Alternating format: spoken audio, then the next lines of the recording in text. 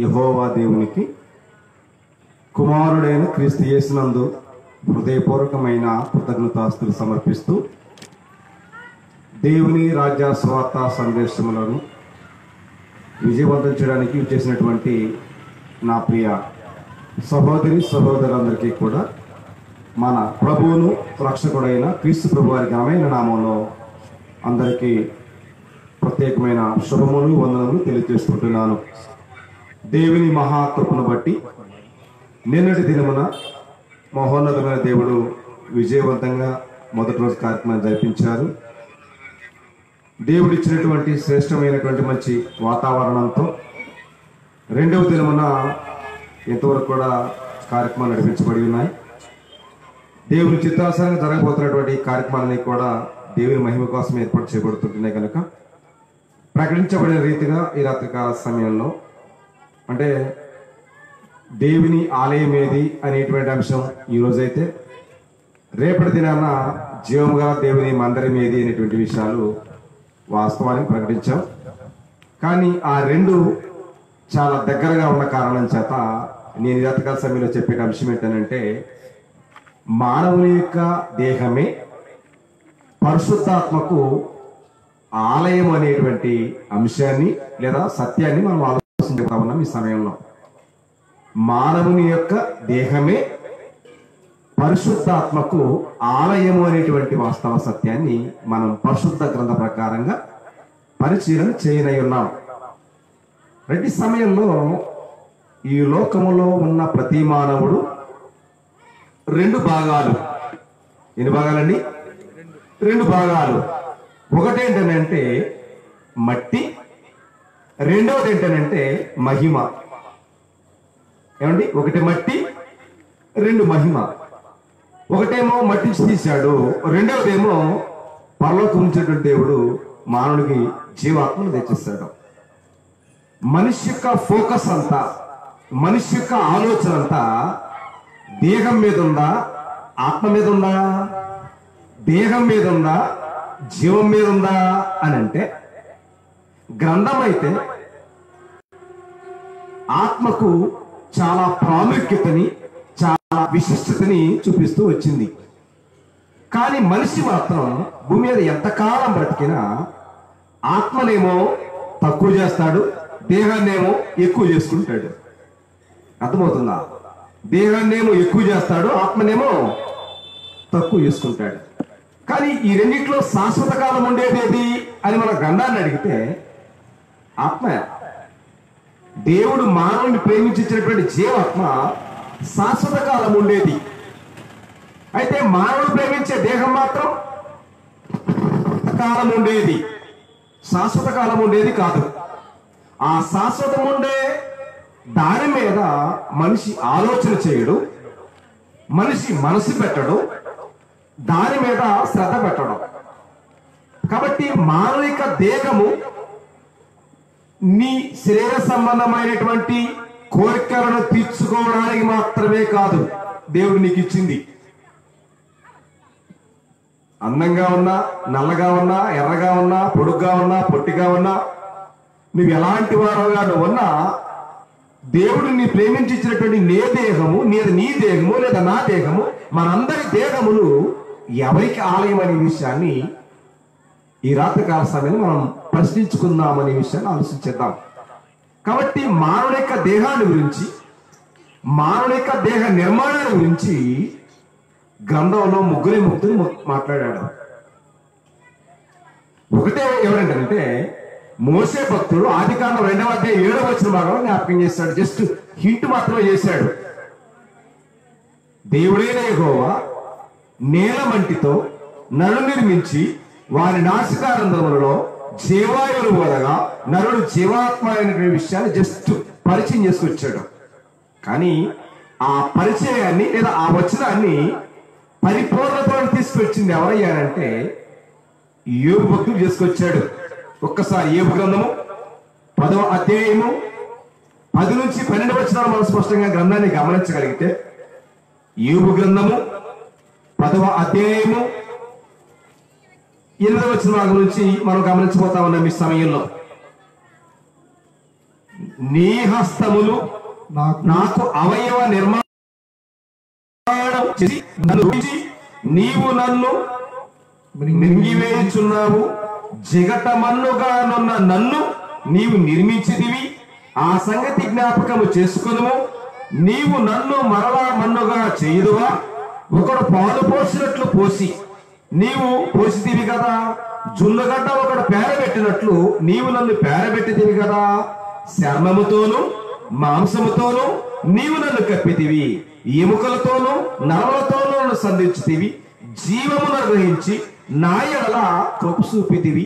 నీ సంరక్షణ చేత నా ఆత్మను కాపాడితివి అనే మాట మానవుని యొక్క నిర్మాణ వ్యవస్థల గురించి యోబు భక్తుడు మాట్లాడాడు గ్రంథంలో. తర్వాత ఇదే సత్యాన్ని లేదా ఇదే విషయాన్ని ఎవరు మాట్లాడారంటే దావీదు భక్తుడు మాట్లాడినాడు 39 కీర్తన భాగంలో. నీవు నన్ను కలగజేసిన విధమును చూడగా నాకు భయమును ఆశ్చర్యమును కలుగుతుంది అన్నాడు. ఏంటా ఆశ్చర్యము, ఏంటి ఆ విషయం అని మనం గ్రంథాన్ని అడిగితే ఏం చెప్పుకొచ్చాడు? నా తల్లి గర్భమును నిర్మించిన వాడవు నీవే.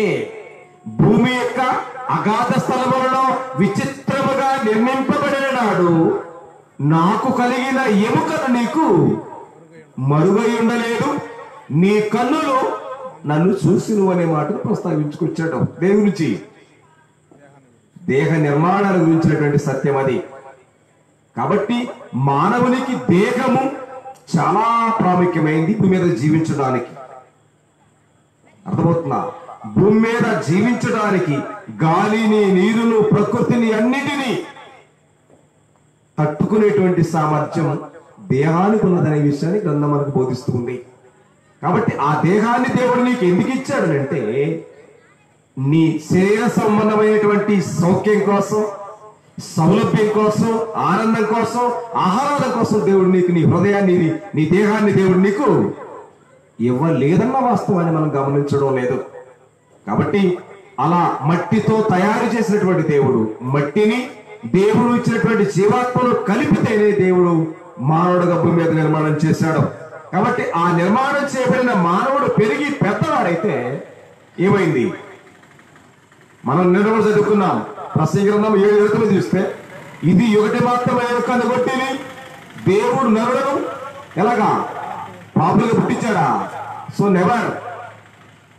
పుట్టిన ఏ మానవుడు పాపి కాదు, పుట్టుకతో పాపులు ఎవరో కాదు. కానీ దేవుని వాక్యం అనగనటువంటి క్రైస్తవ్యం జనాలకు శేషంగా పెట్టేప్పుడు పోజేసింది. పుట్టుకతోని పాపులని, వాళ్ళకి జ్ఞానస్థానం అని, ఏదో స్నానం అనేటువంటి విషయంలో క్రైస్తవ్యాన్ని తప్పుదారు పట్టించే పరిస్థితులు ఎప్పుడో వచ్చేసాయి. కానీ ఈ లోకంలో పుట్టుకతోనే ఏ మానవుడు పాపి కాదన్న వాస్తవాన్ని గ్రంథం మనకు బోధిస్తూ ఉంది. అయితే ఆ మానవుడు పెరిగి పెద్దవాడైన తర్వాత ఏం చేస్తుంటాడు? మంచి చెడ్డల విచక్షణ ఎప్పుడైతే వస్తుందో అప్పుడు ఆటోమేటిక్ గా తనకు తెలియకుండా వ్యక్తి ఈ వ్యవస్థలోకి వెళ్ళిపోతాడు, పాపపు దుర్వ్యవస్థలోకి వెళ్ళిపోతాడనే విషయాన్ని గ్రంథం స్పష్టంగా మనకు బోధిస్తూ ఉంది.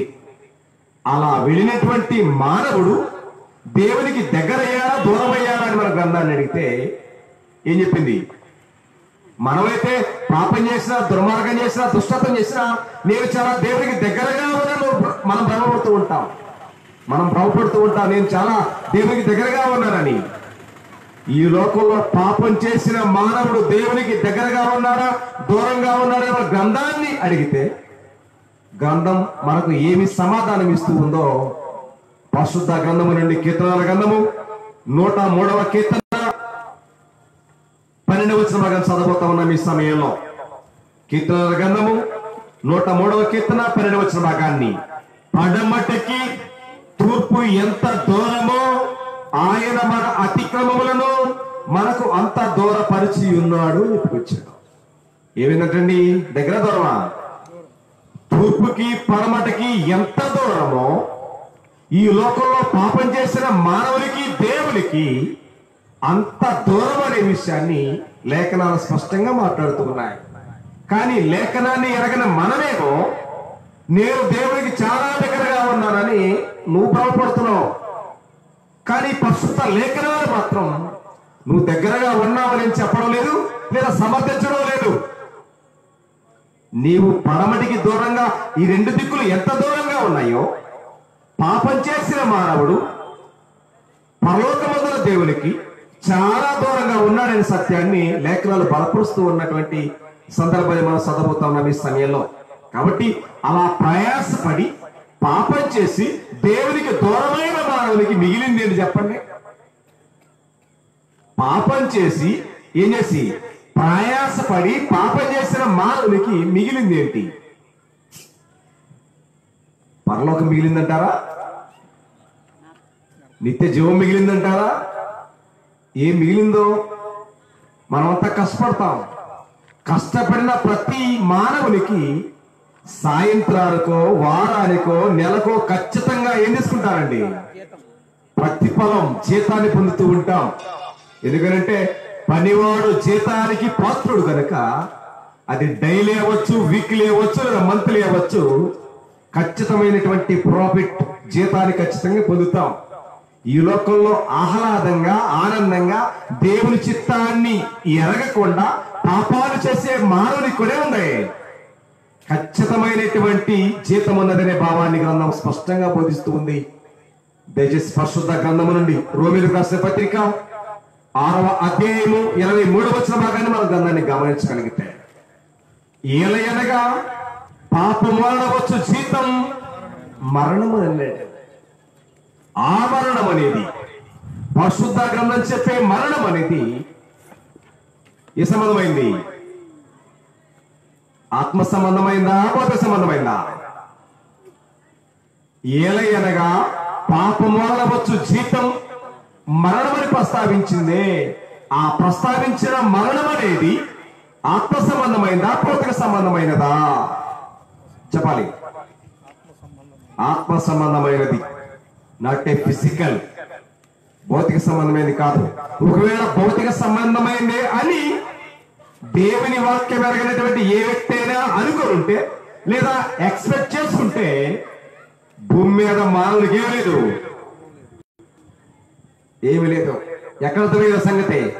ఆదికాండం 2వ అధ్యాయం 17వ వచనం దేవుడు చెప్పేస్తాడు, ఏదేని వనములో ఉన్న ఫలవృక్షములన్నిటి నీవు నిరభ్యంతరంగా తినవచ్చు, కానీ మంచి చెడ్డల తెలివిచ్చు వృక్ష ఫలములు నీవు తినకూడదు.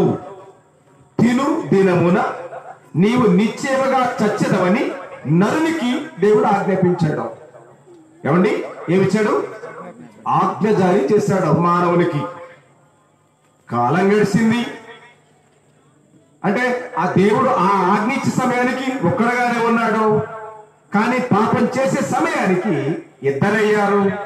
వాళ్ళిద్దరూ కలిసి దేవుని ఆజ్ఞను అతిక్రమించారు. వాస్తవానికి నిజంగా గ్రంథాన్ని గ్రంథంగా అర్థవంతంగా మనం అర్థం చేసుకుంటే, ఆ ఆజ్ఞను మీరిన దినముగా ఏమవుతుందని చెప్పాడు? సత్యనవులున్నాడు. కానీ ఇద్దరు ఏకమై దేవుని ఆజ్ఞ అతిక్రమించారు. కానీ చనిపోయారా? చనిపోయారండి? చనిపోలేదు. అంటే దేవుడు మాట్లాడుతున్న మరణం అనేటువంటి మాట భౌతిక సంబంధమైనది కానే కాదు. ఇక్కడ అంటున్నాడు, ఏలయనగా పాపం వలన వచ్చు జీతం మరణం. అయితే మన ప్రభు అయిన యేసు క్రీస్తునందు అది నిత్య జీవం అని చెప్పబడింది. ఎక్కడ? లోకం గురించి కాదు. అది నిజంగా దేవుని దయాపూర్వక సంకల్ప ప్రకారంగా సువార్తను ఎరిగేవాడమైతే, సువార్తను నమ్మినవాడమైతే, సువార్తను లోబడిన వాడమై ఉంటే, ఆ పాపం అనేటువంటి పాపానికి ఫలితం జీతం మరణం కాకుండా ఆ అట్టి పరిశుద్ధమైన జీవితానికి దేవుడు ప్రతిఫలం ఇవ్వబోతున్నాడు అంటే నిత్య జీవాన్ని ఇవ్వబోతున్నాడు చెప్పుకొచ్చాడు.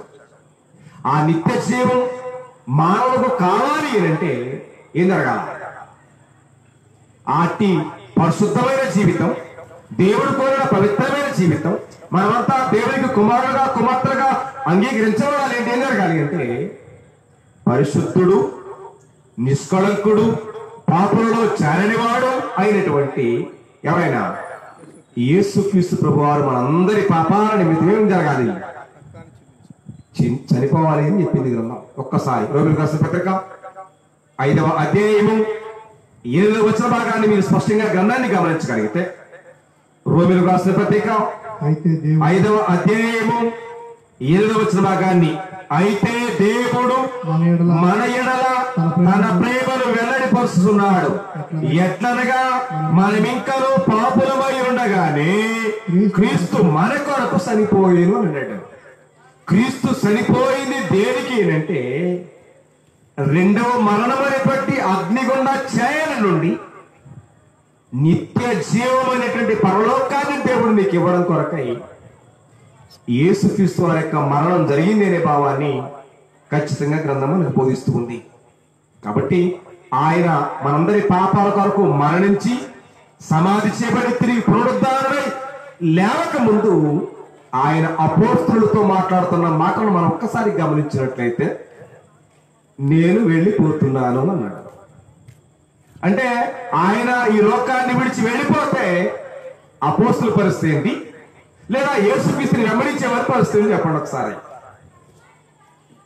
ఆయన మనందరి పాపాల కొరకు మరణించి సమాధి చేయబడి తిరిగి లేచి పరలోకానికి వెళ్ళిపోతే అప్పుడు యేసుక్రీస్తుని వెంబడించేటువంటి అపోస్తలుల పని ఏంటి, లేదా యేసుక్రీస్తుని వెంబడించేటువంటి ప్రజల పరిస్థితి ఏంటి అన్నది ఖచ్చితంగా మనం ప్రశ్న వేసుకోవాలి.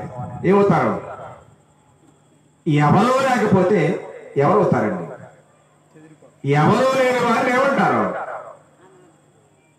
ఏమండి, ఎవరో లేనటువంటి వారిని ఏమంటారనంటే అనాథలు అంటారు. ఏమండి, ఎవరో లేనటువంటి వారిని అనాథలు అని అంటారు. మనం స్పష్టంగా గ్రంథాన్ని గమనిస్తే, నేను మిమ్మును అనాథలుగా విడువని చెప్పాడు. ఎవరితోటి?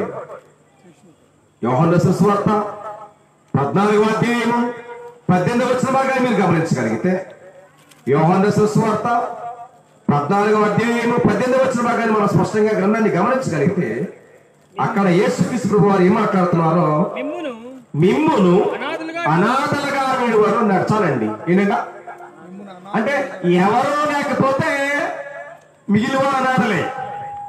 కానీ యేసుక్రీస్తు వారు మనందరి పాపాల నిమిత్తము చనిపోవలసి పరుస్తుంది, మరణించాల్సి పరుస్తుంది, సమాధి చేయవలసి పరుస్తుంది.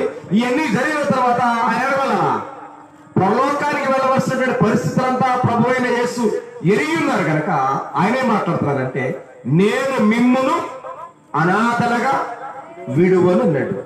అనాథలుగా విడవకపోతే ఏం జరిగింది? అనాథలుగా విడవన్నాడంటే, అనాథలుగా విడవకపోతే ఆయన ఏం చేయబోతున్నాడు? ఎవరికైనా అప్పగించబోతున్నాడా, లేదా ఎవరికైనా దత్తత ఇవ్వబోతున్నాడా? ఏం చేయబోతున్నాడు? అనాథలుగా విడవకపోతే ఎవరో ఒకరు కావాలి ప్రొటెక్షన్ చేయడానికి, అవును కదా? ఎవరో ప్రొటెక్షన్ చేయకపోతే వాళ్ళు నిజంగా అనాథలయ్యే పరిస్థితులు ఉన్నాయి. కాబట్టి ఆయన వెళుతూ ఏం మాట్లాడాడు ఒక్కసారి అక్కడే 16-17 చదవబోతూ ఉన్నాం ఈ సమయంలో. యోహాను రాసిన సువార్త 14వ అధ్యాయంలోనే 16-17 స్పష్టంగా గ్రంథాన్ని గమనించినట్లయితే 16-17 నేను తండ్రిని వేడుకొందును, మీ యొద్ద ఎల్లప్పుడూ ఉండుటకై ఆయన వేరొక ఆదరణకర్తను అనగా సత్యస్వరూపి యొక్క ఆత్మను మీకు అనుగ్రహించును అన్నాడు. నిజంగా నేడున్నటువంటి ఆధునిక క్రైస్తవ ప్రపంచమంతా కూర్చే కారుకోత ఏంటంటే, దేవుడే కుమారుడిగా వచ్చాడని, కుమారుడే పరిశుద్ధాత్ముడు వచ్చాడనేటువంటి విషయాన్ని ఏనాడో సృష్టి అనగా క్రైస్తవ ప్రారంభం నుంచి జనాలకి శేషం కరగబెట్టి పోసేసింది ప్రపంచం. కానీ ఎక్కడ కూడా ఏ వచనాలలో కూడా ఆయన ఈయనే ఎక్కడ ఒక్క వచనంతో కూడిన ఆధారం కూడా లేదు. కానీ అబద్ధాన్ని జనాలకి అట్లా పోసేశాడు శేషం చెవలలో కరగబెట్టి. కాబట్టి ఇది సత్యమని చెప్పిన విననొల్లని ప్రజలుగా ఉన్నారు నేడున్నటువంటి క్రైస్తవ ప్రజలు. కాబట్టి అక్కడ ప్రభు మాట్లాడుతున్నారు. ఎవరు మాట్లాడుతున్నారు? నేను తండ్రిని వేడుకొందును అన్నాడు. ఎవరి కోసం? మీ కొరకు, మీ దగ్గర ఉండటకై ఒక ఆదరణకర్త కొరకు అని అన్నాడు. అంటే ఆదరణకర్త ఏమో పరిశుద్ధాత్ముడు, మాట్లాడితే క్రీస్తు. ఎవరి నుంచి మాట్లాడతాడు ఆయన? నేను తండ్రిని వేడుకొని అన్నాడు. నిజంగా ముగ్గురు ఒకటైతే ఈయన తండ్రిని వేడుకోవాల్సిన పరిస్థితి ఉంది. ఈయన అంటే ఎదుగా అవడానికి ఆస్కారం ఉందా? కాబట్టి ఆయన ఏమంటున్నాడంటే నేను తండ్రిని వేడుకొని అన్నాడు. ఎవరి కోసం? నేను వెళ్ళిన తర్వాత మీరు ఈ భూమి మీద అనాథలుగా ఉండడం అనేది నాకు ఇష్టం లేదు. కాబట్టి నేను మీ యొద్ద ఉండడానికి, నేను వెళ్ళిన తర్వాత మీ యొద్ద ఉండడానికి ఎవరైనా ఆదరణకర్త కొరకు నీ తండ్రిని వేడుకుంటాను, నేను తండ్రిని పెడితే ఆయన పంపిస్తాను మీ కొరకు అని చెప్పుకొచ్చాను. ఆయన ఈ లోకానికి వస్తే లోకం ఏం చేస్తే చూడొకసారి దయచేసి ఒకసారి 14వ అధ్యాయంలో 17 వచ్చిన భాగాన్ని.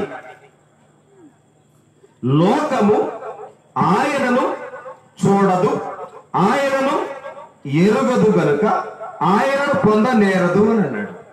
ఎందుకు? లోకానికి పరిశుద్ధాత్మనికి ఏమైనా సంబంధం ఉందా? లేదు. ఎందుకని లేదు? లోకమంతా ఎక్కడ ఉంది?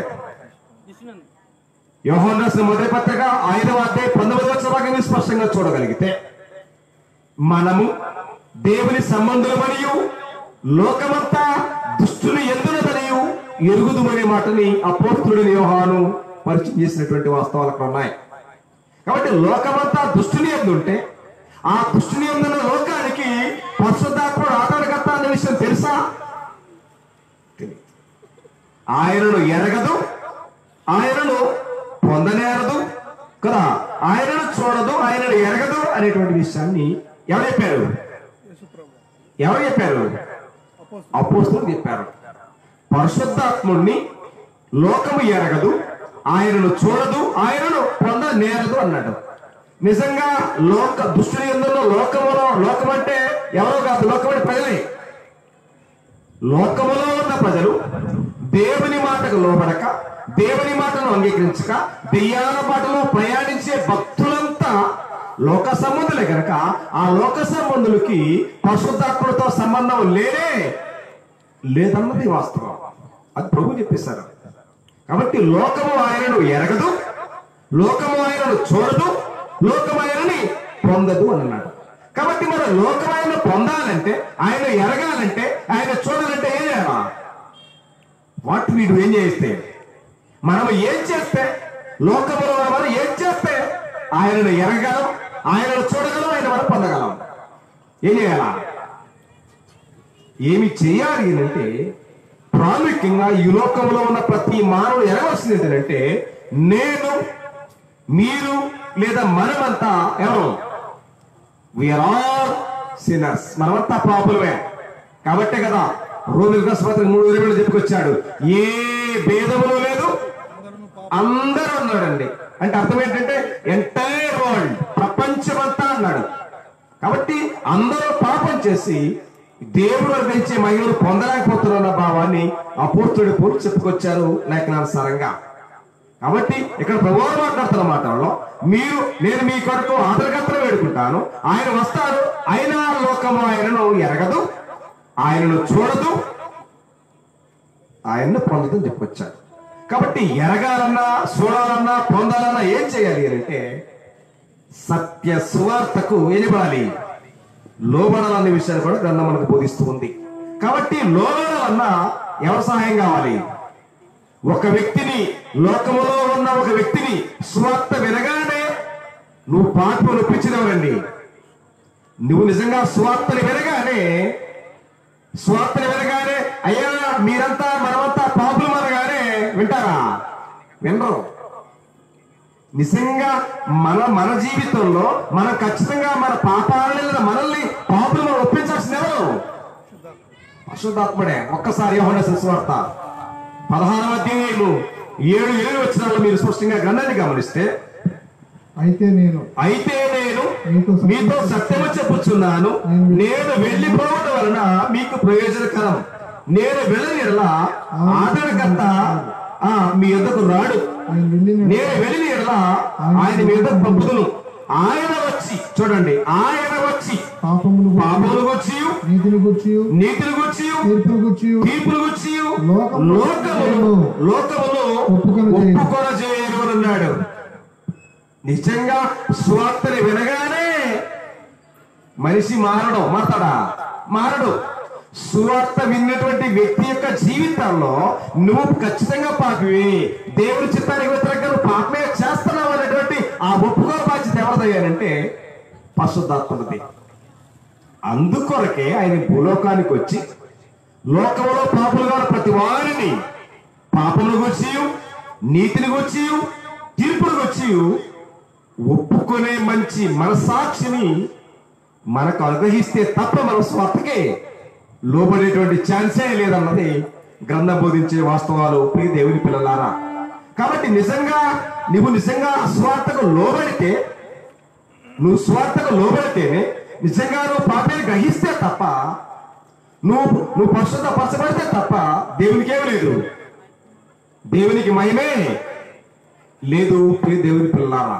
కాబట్టి ఒక్కసారి ఎఫెసీయులకు రాసిన పత్రిక ఆ మాట రాయబడింది. ఈ రీతిన ఎఫెసీయులకు రాసిన పత్రిక 1వ అధ్యాయము 14 వచన భాగాన్ని, ఎఫెసీయులకు రాసిన పత్రిక 1వ అధ్యాయము 14 వచన భాగాన్ని మనం ఒకసారి గమనించినట్లయితే,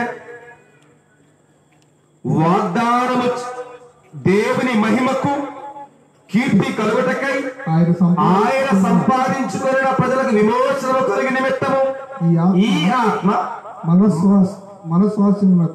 స్వాస్థ్యమునకు సంచకరువుగా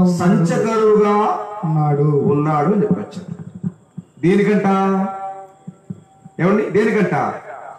దేవుని మహిమకు కీర్తి కలుగుటకై ఆయన సంపాదించుకున్న ప్రజలకు విమోచన కలిగిన నిమిత్తము ఈ ఆత్మ స్వాస్థ్యమునకు సంచకరువు అన్నాడు. సంచకరువు అంటే అర్థం ఏంటో ఏమండి? సంచకరువు అంటే అర్థం ఏంటి? సంచకరువు అని అన్నాడు. కాబట్టి దానికంటే ముందు వాస్తవాలు చదివిన తర్వాత దాన్ని మనం ఆలోచన చేయబోతూ ఉన్నాం. ఎవరి మహిమకి ఇది? యేసుక్రీస్తు వారి యొక్క మరణం గాని, లేదా యేసుక్రీస్తు వారు పరలోకానికి వెళ్ళిన తర్వాత పరిశుద్ధాత్మ యొక్క లోకంలోనికి రావడం గాని, కాబట్టి మన స్వార్థకు లోబడడం గాని జరగడం వల్ల ఎవరికి మహిమ? అదిగా అన్నాడు, దేవుని మహిమకు కీర్తి కలుగుటకై ఆయనను సంపాదించుకున్న ప్రజలకు విమోచన కలిగిన నిమిత్తము ఈ ఆత్మ మనకు ప్రజలకు విమోచన కలిగిన నిమిత్తము ఈ ఆత్మ మనకు స్వాస్థ్యమునకు సంచకరువు అన్నాడు. స్వాస్థ్యం అంటే అర్థం ఏంటి? ఏమండి? సంపాదించుకున్నటువంటి ఆస్తి. ఆ ఆస్తికి సంచకరువు అంటే అర్థం ఏంటి? కవచం అని అర్థం. నిజంగా మనం విలువైనటువంటి డాక్యుమెంట్స్ ఎక్కడ పెడతాం? ఏమండి? విలువైనటువంటి డాక్యుమెంట్స్ ఎక్కడ పెడతాం మనం? ఏమండి? లాకర్లోనే కాదు, ఆ విలువైనటువంటి డాక్యుమెంట్ ముందు ఎక్కడ పెడతాం? పౌచ్లు పెడతాం, అంటే కవర్లో పెడతాం. ఆ డాక్యుమెంట్స్ ముందు కవర్లో పెట్టి, కవర్లో పెట్టిన తర్వాత లాకర్లోనో లేదా బీరువాలోనూ పెడతాం. కాబట్టి దేవుని మహిమ కొరకు సంపాదించుకున్న మన స్వాస్థ్యానికి పరిశుద్ధాత్ముడు ఏమై ఉన్నాడనంటే కవచంగా లేదా కవరగా మన స్వాస్థ్యానికి ఆయన చేత మనం ముద్రించబడుతున్నాం అనే విషయాన్ని లేఖనాలు స్పష్టంగా మాట్లాడుతున్నాయి మనం గమనించినట్లయితే. కాబట్టి ఈ లోకంలో జీవించే ప్రతి మానవుడు శ్రేష్టమైనటువంటి సంగతి నేర్చుకునే విషయంలో ఖచ్చితమైనటువంటి కార్యం కలిగి ఉండాలి. కాబట్టి దేవుడు ఒక్కడేనని మనకు బోధిస్తూ ఉంది. అవును కదా? దేవుడు ఒక్కడే అని చెప్పింది. కుమారుడైన క్రీస్తు ప్రభు ఒక్కడే చెప్పుకొచ్చింది. అలాగే ఆత్మలు ఎంతమంది ఉన్నారు? మహోన్నతమైన దేవుడు ప్రపంచానికి, క్రైస్తవ ప్రపంచానికి ఆశీర్వాదకరంగా దేవుడు ఒకే ఒక్క ఆత్మనుంచాడు. ఎఫెసీ పత్రిక పౌలు చెప్పుకొచ్చాడు, ఆత్మయు ఒక్కడేనన్నాడు. ఆత్మయు ఒక్కడేనన్నాడు. కానీ దురాత్మలన్నీ ఎఫెసీ పత్రిక చెప్పుకొచ్చాడు 6వ అధ్యాయం 12వ వచ్చిన మాటల్లో ఆకాశ మండలం మందున్న దురాత్మల సమూహం అన్నాడు. దురాత్మల సమూహం అంటే ఒకటే కాదు, సోమేని, ఎన్నో. ఇవాళ క్రైస్తవ్యాన్ని పీడిస్తున్నటువంటి సమస్య దురాత్మల సమస్య. అర్థం కానటువంటి సంగతి ఏంటంటే పరిశుద్ధాత్మల సంగతి. నిజంగా నేడున్నటువంటి ఆధునిక క్రైస్తవ్యానికి పరిశుద్ధాత్ముడు శక్తి వ్యక్తాడంటే ఏం చెప్తుంది? శక్తి అని చెప్తుంది. ఏమండి? ఏం చెప్తుంది? పరిశుద్ధాత్ముడు శక్తి అంటే శక్తి అని చెప్పుకొస్తారు. కానీ he's a not a power, is a person. లేఖనాలు బోధించే వాస్తవాలు ఇక్కడ నేను చెప్తాను, చూపిస్తాను మీకు. కాబట్టి ఆత్మయు ఒక్కడేనన్నాడు, ఆత్మయు ఒక్కడే చెప్పుకొచ్చాడు ఎఫెసీ పత్రిక 4:4. కాబట్టి దురాత్మలతో ఎన్నో ఉన్నాయి, కానీ దురాత్మలో పరిశుద్ధాత్మలో తెలియనటువంటి అపస్మారక పరిస్థితుల్లో నేటి క్రైస్తవ్యం గందరగోళంలో ఉండింది, లేఖనాలకు విరుద్ధంగా గ్రంథ ప్రకారంగా.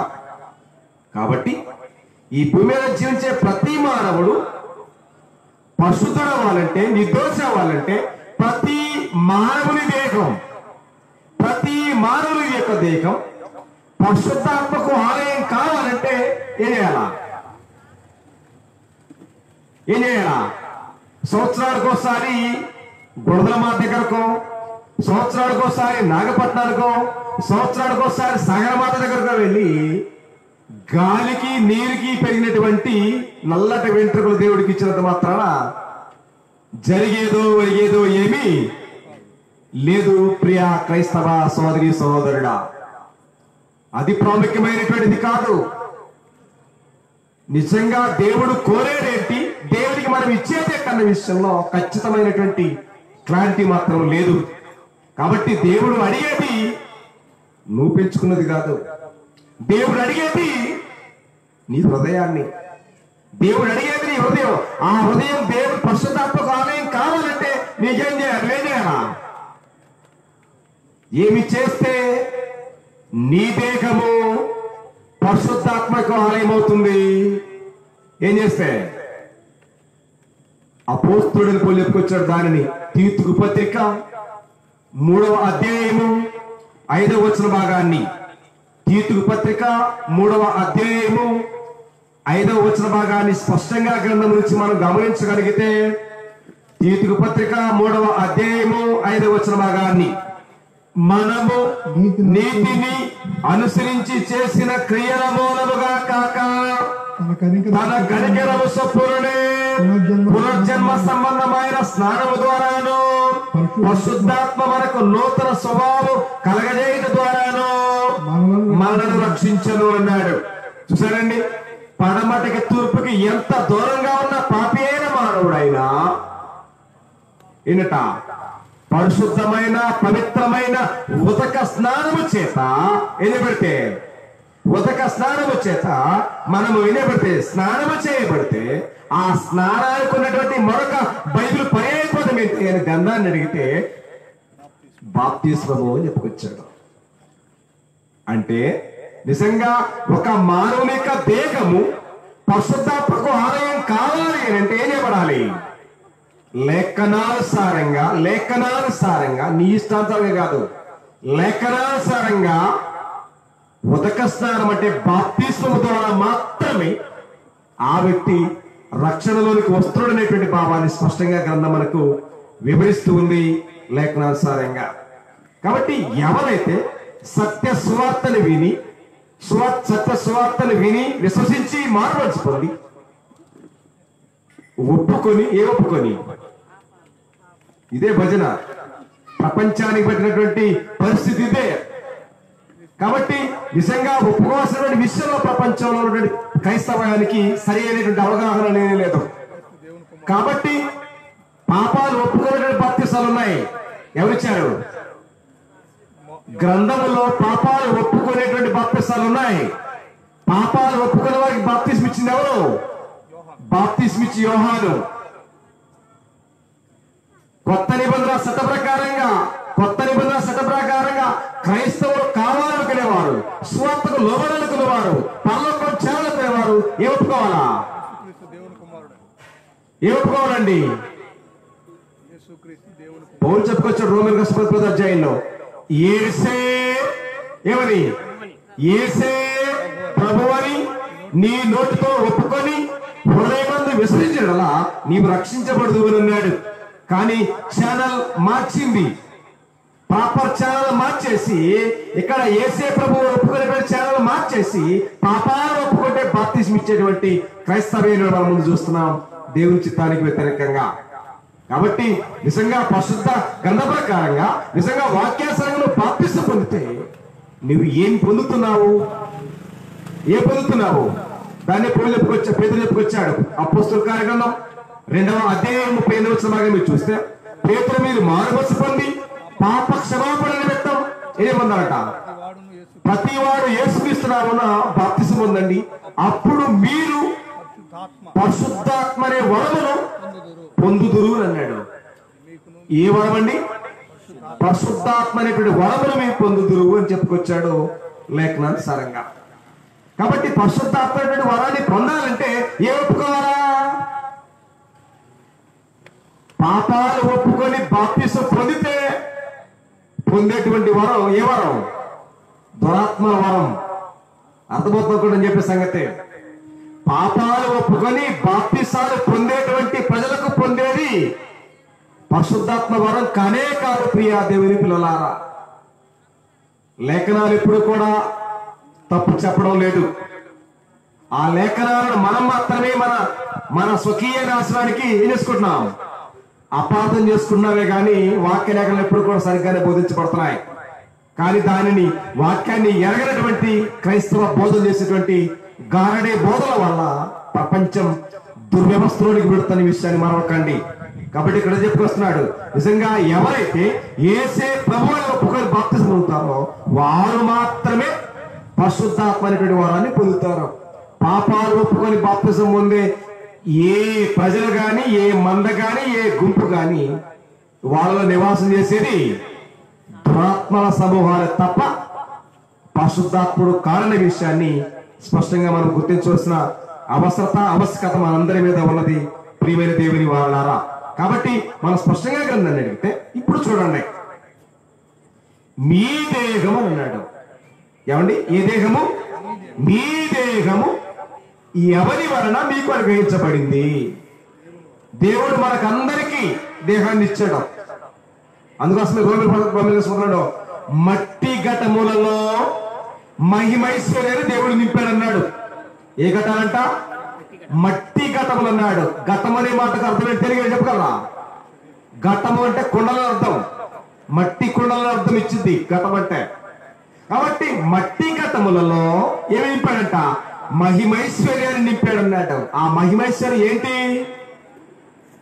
మట్టిలో ఉన్న మానవునికి మహిమైశ్వర్యం అర్థం కావట్లేదు. మట్టి అర్థమవుతుంది, లోక సంబంధమైన ఆలోచన అర్థమవుతున్నాయి, లోక సంబంధమైన ఆశ అర్థమవుతున్నాయి, కానీ పరలోక సంబంధమైనటువంటి మహిమైశ్వర్యం ప్రపంచానికి అర్థం కావటం లేదు. అర్థం కాకపోతే అది దేవుడు తప్పు కాదు. దాన్ని చెప్పుకొచ్చాడు. మీరు తీనవసలేదు. కొరింథీయులకు రాసిన మొదటి పత్రిక 2 కొరింథీ పత్రిక 1:10 మీరు చదువుకొని పూర్తిగా గ్రహించిన సంగతులే తప్ప మరేమీ మీకు రాయట్లేదు, కడవరకు వీటిని ఒప్పుకుంటారని నిరీక్షిస్తూ ఉన్నారని చెప్పుకొచ్చాడు పౌలు. ఏమండి? మీరు చదువుకుంటే గ్రహించే సంగతులే ఉన్నాయి అక్కడ తప్ప అక్కడ ఏమి మర్మాలుగా ఏమి లేవు. ఉన్నాయా? కానీ చదువుకుంటే గ్రహించే సంగతులు కూడా అర్థం లేకపోతే నాశనమైపోతున్న మానవ జీవితాలకు దేవుడు ఉత్తరాది కానే కాదు. ఆలోచించే చూస్తాడు. అన్ని అర్థమవుతున్నాయిగా, మరి అన్ని అర్థమవుతున్నాయిగా. అర్థం కాని వాక్యమే కానీ లోకంలో అంత అర్థమవుతుంది, లోకంలో అంత అర్థమవుతుంది, చాలా దర్జాగా అర్థమవుతుంది. కానీ అర్థం కాదు ఏంటయ్యారంటే అర్థం చేసుకునే మనసు మాత్రం వాక్యానుసారంగా లేదు ప్రపంచానికి. అర్థం చేసుకోలేనటువంటి జ్ఞానం లేదా అంటే అలా కూడా ఏమీ లేదు. మహోన్నతుడైన దేవుడు ఈ భూలోకంలో నీకు దేహాన్ని ఇచ్చాడే, ఆ దేహం ఇచ్చిన దేవుడు నీకేమిచ్చాడు?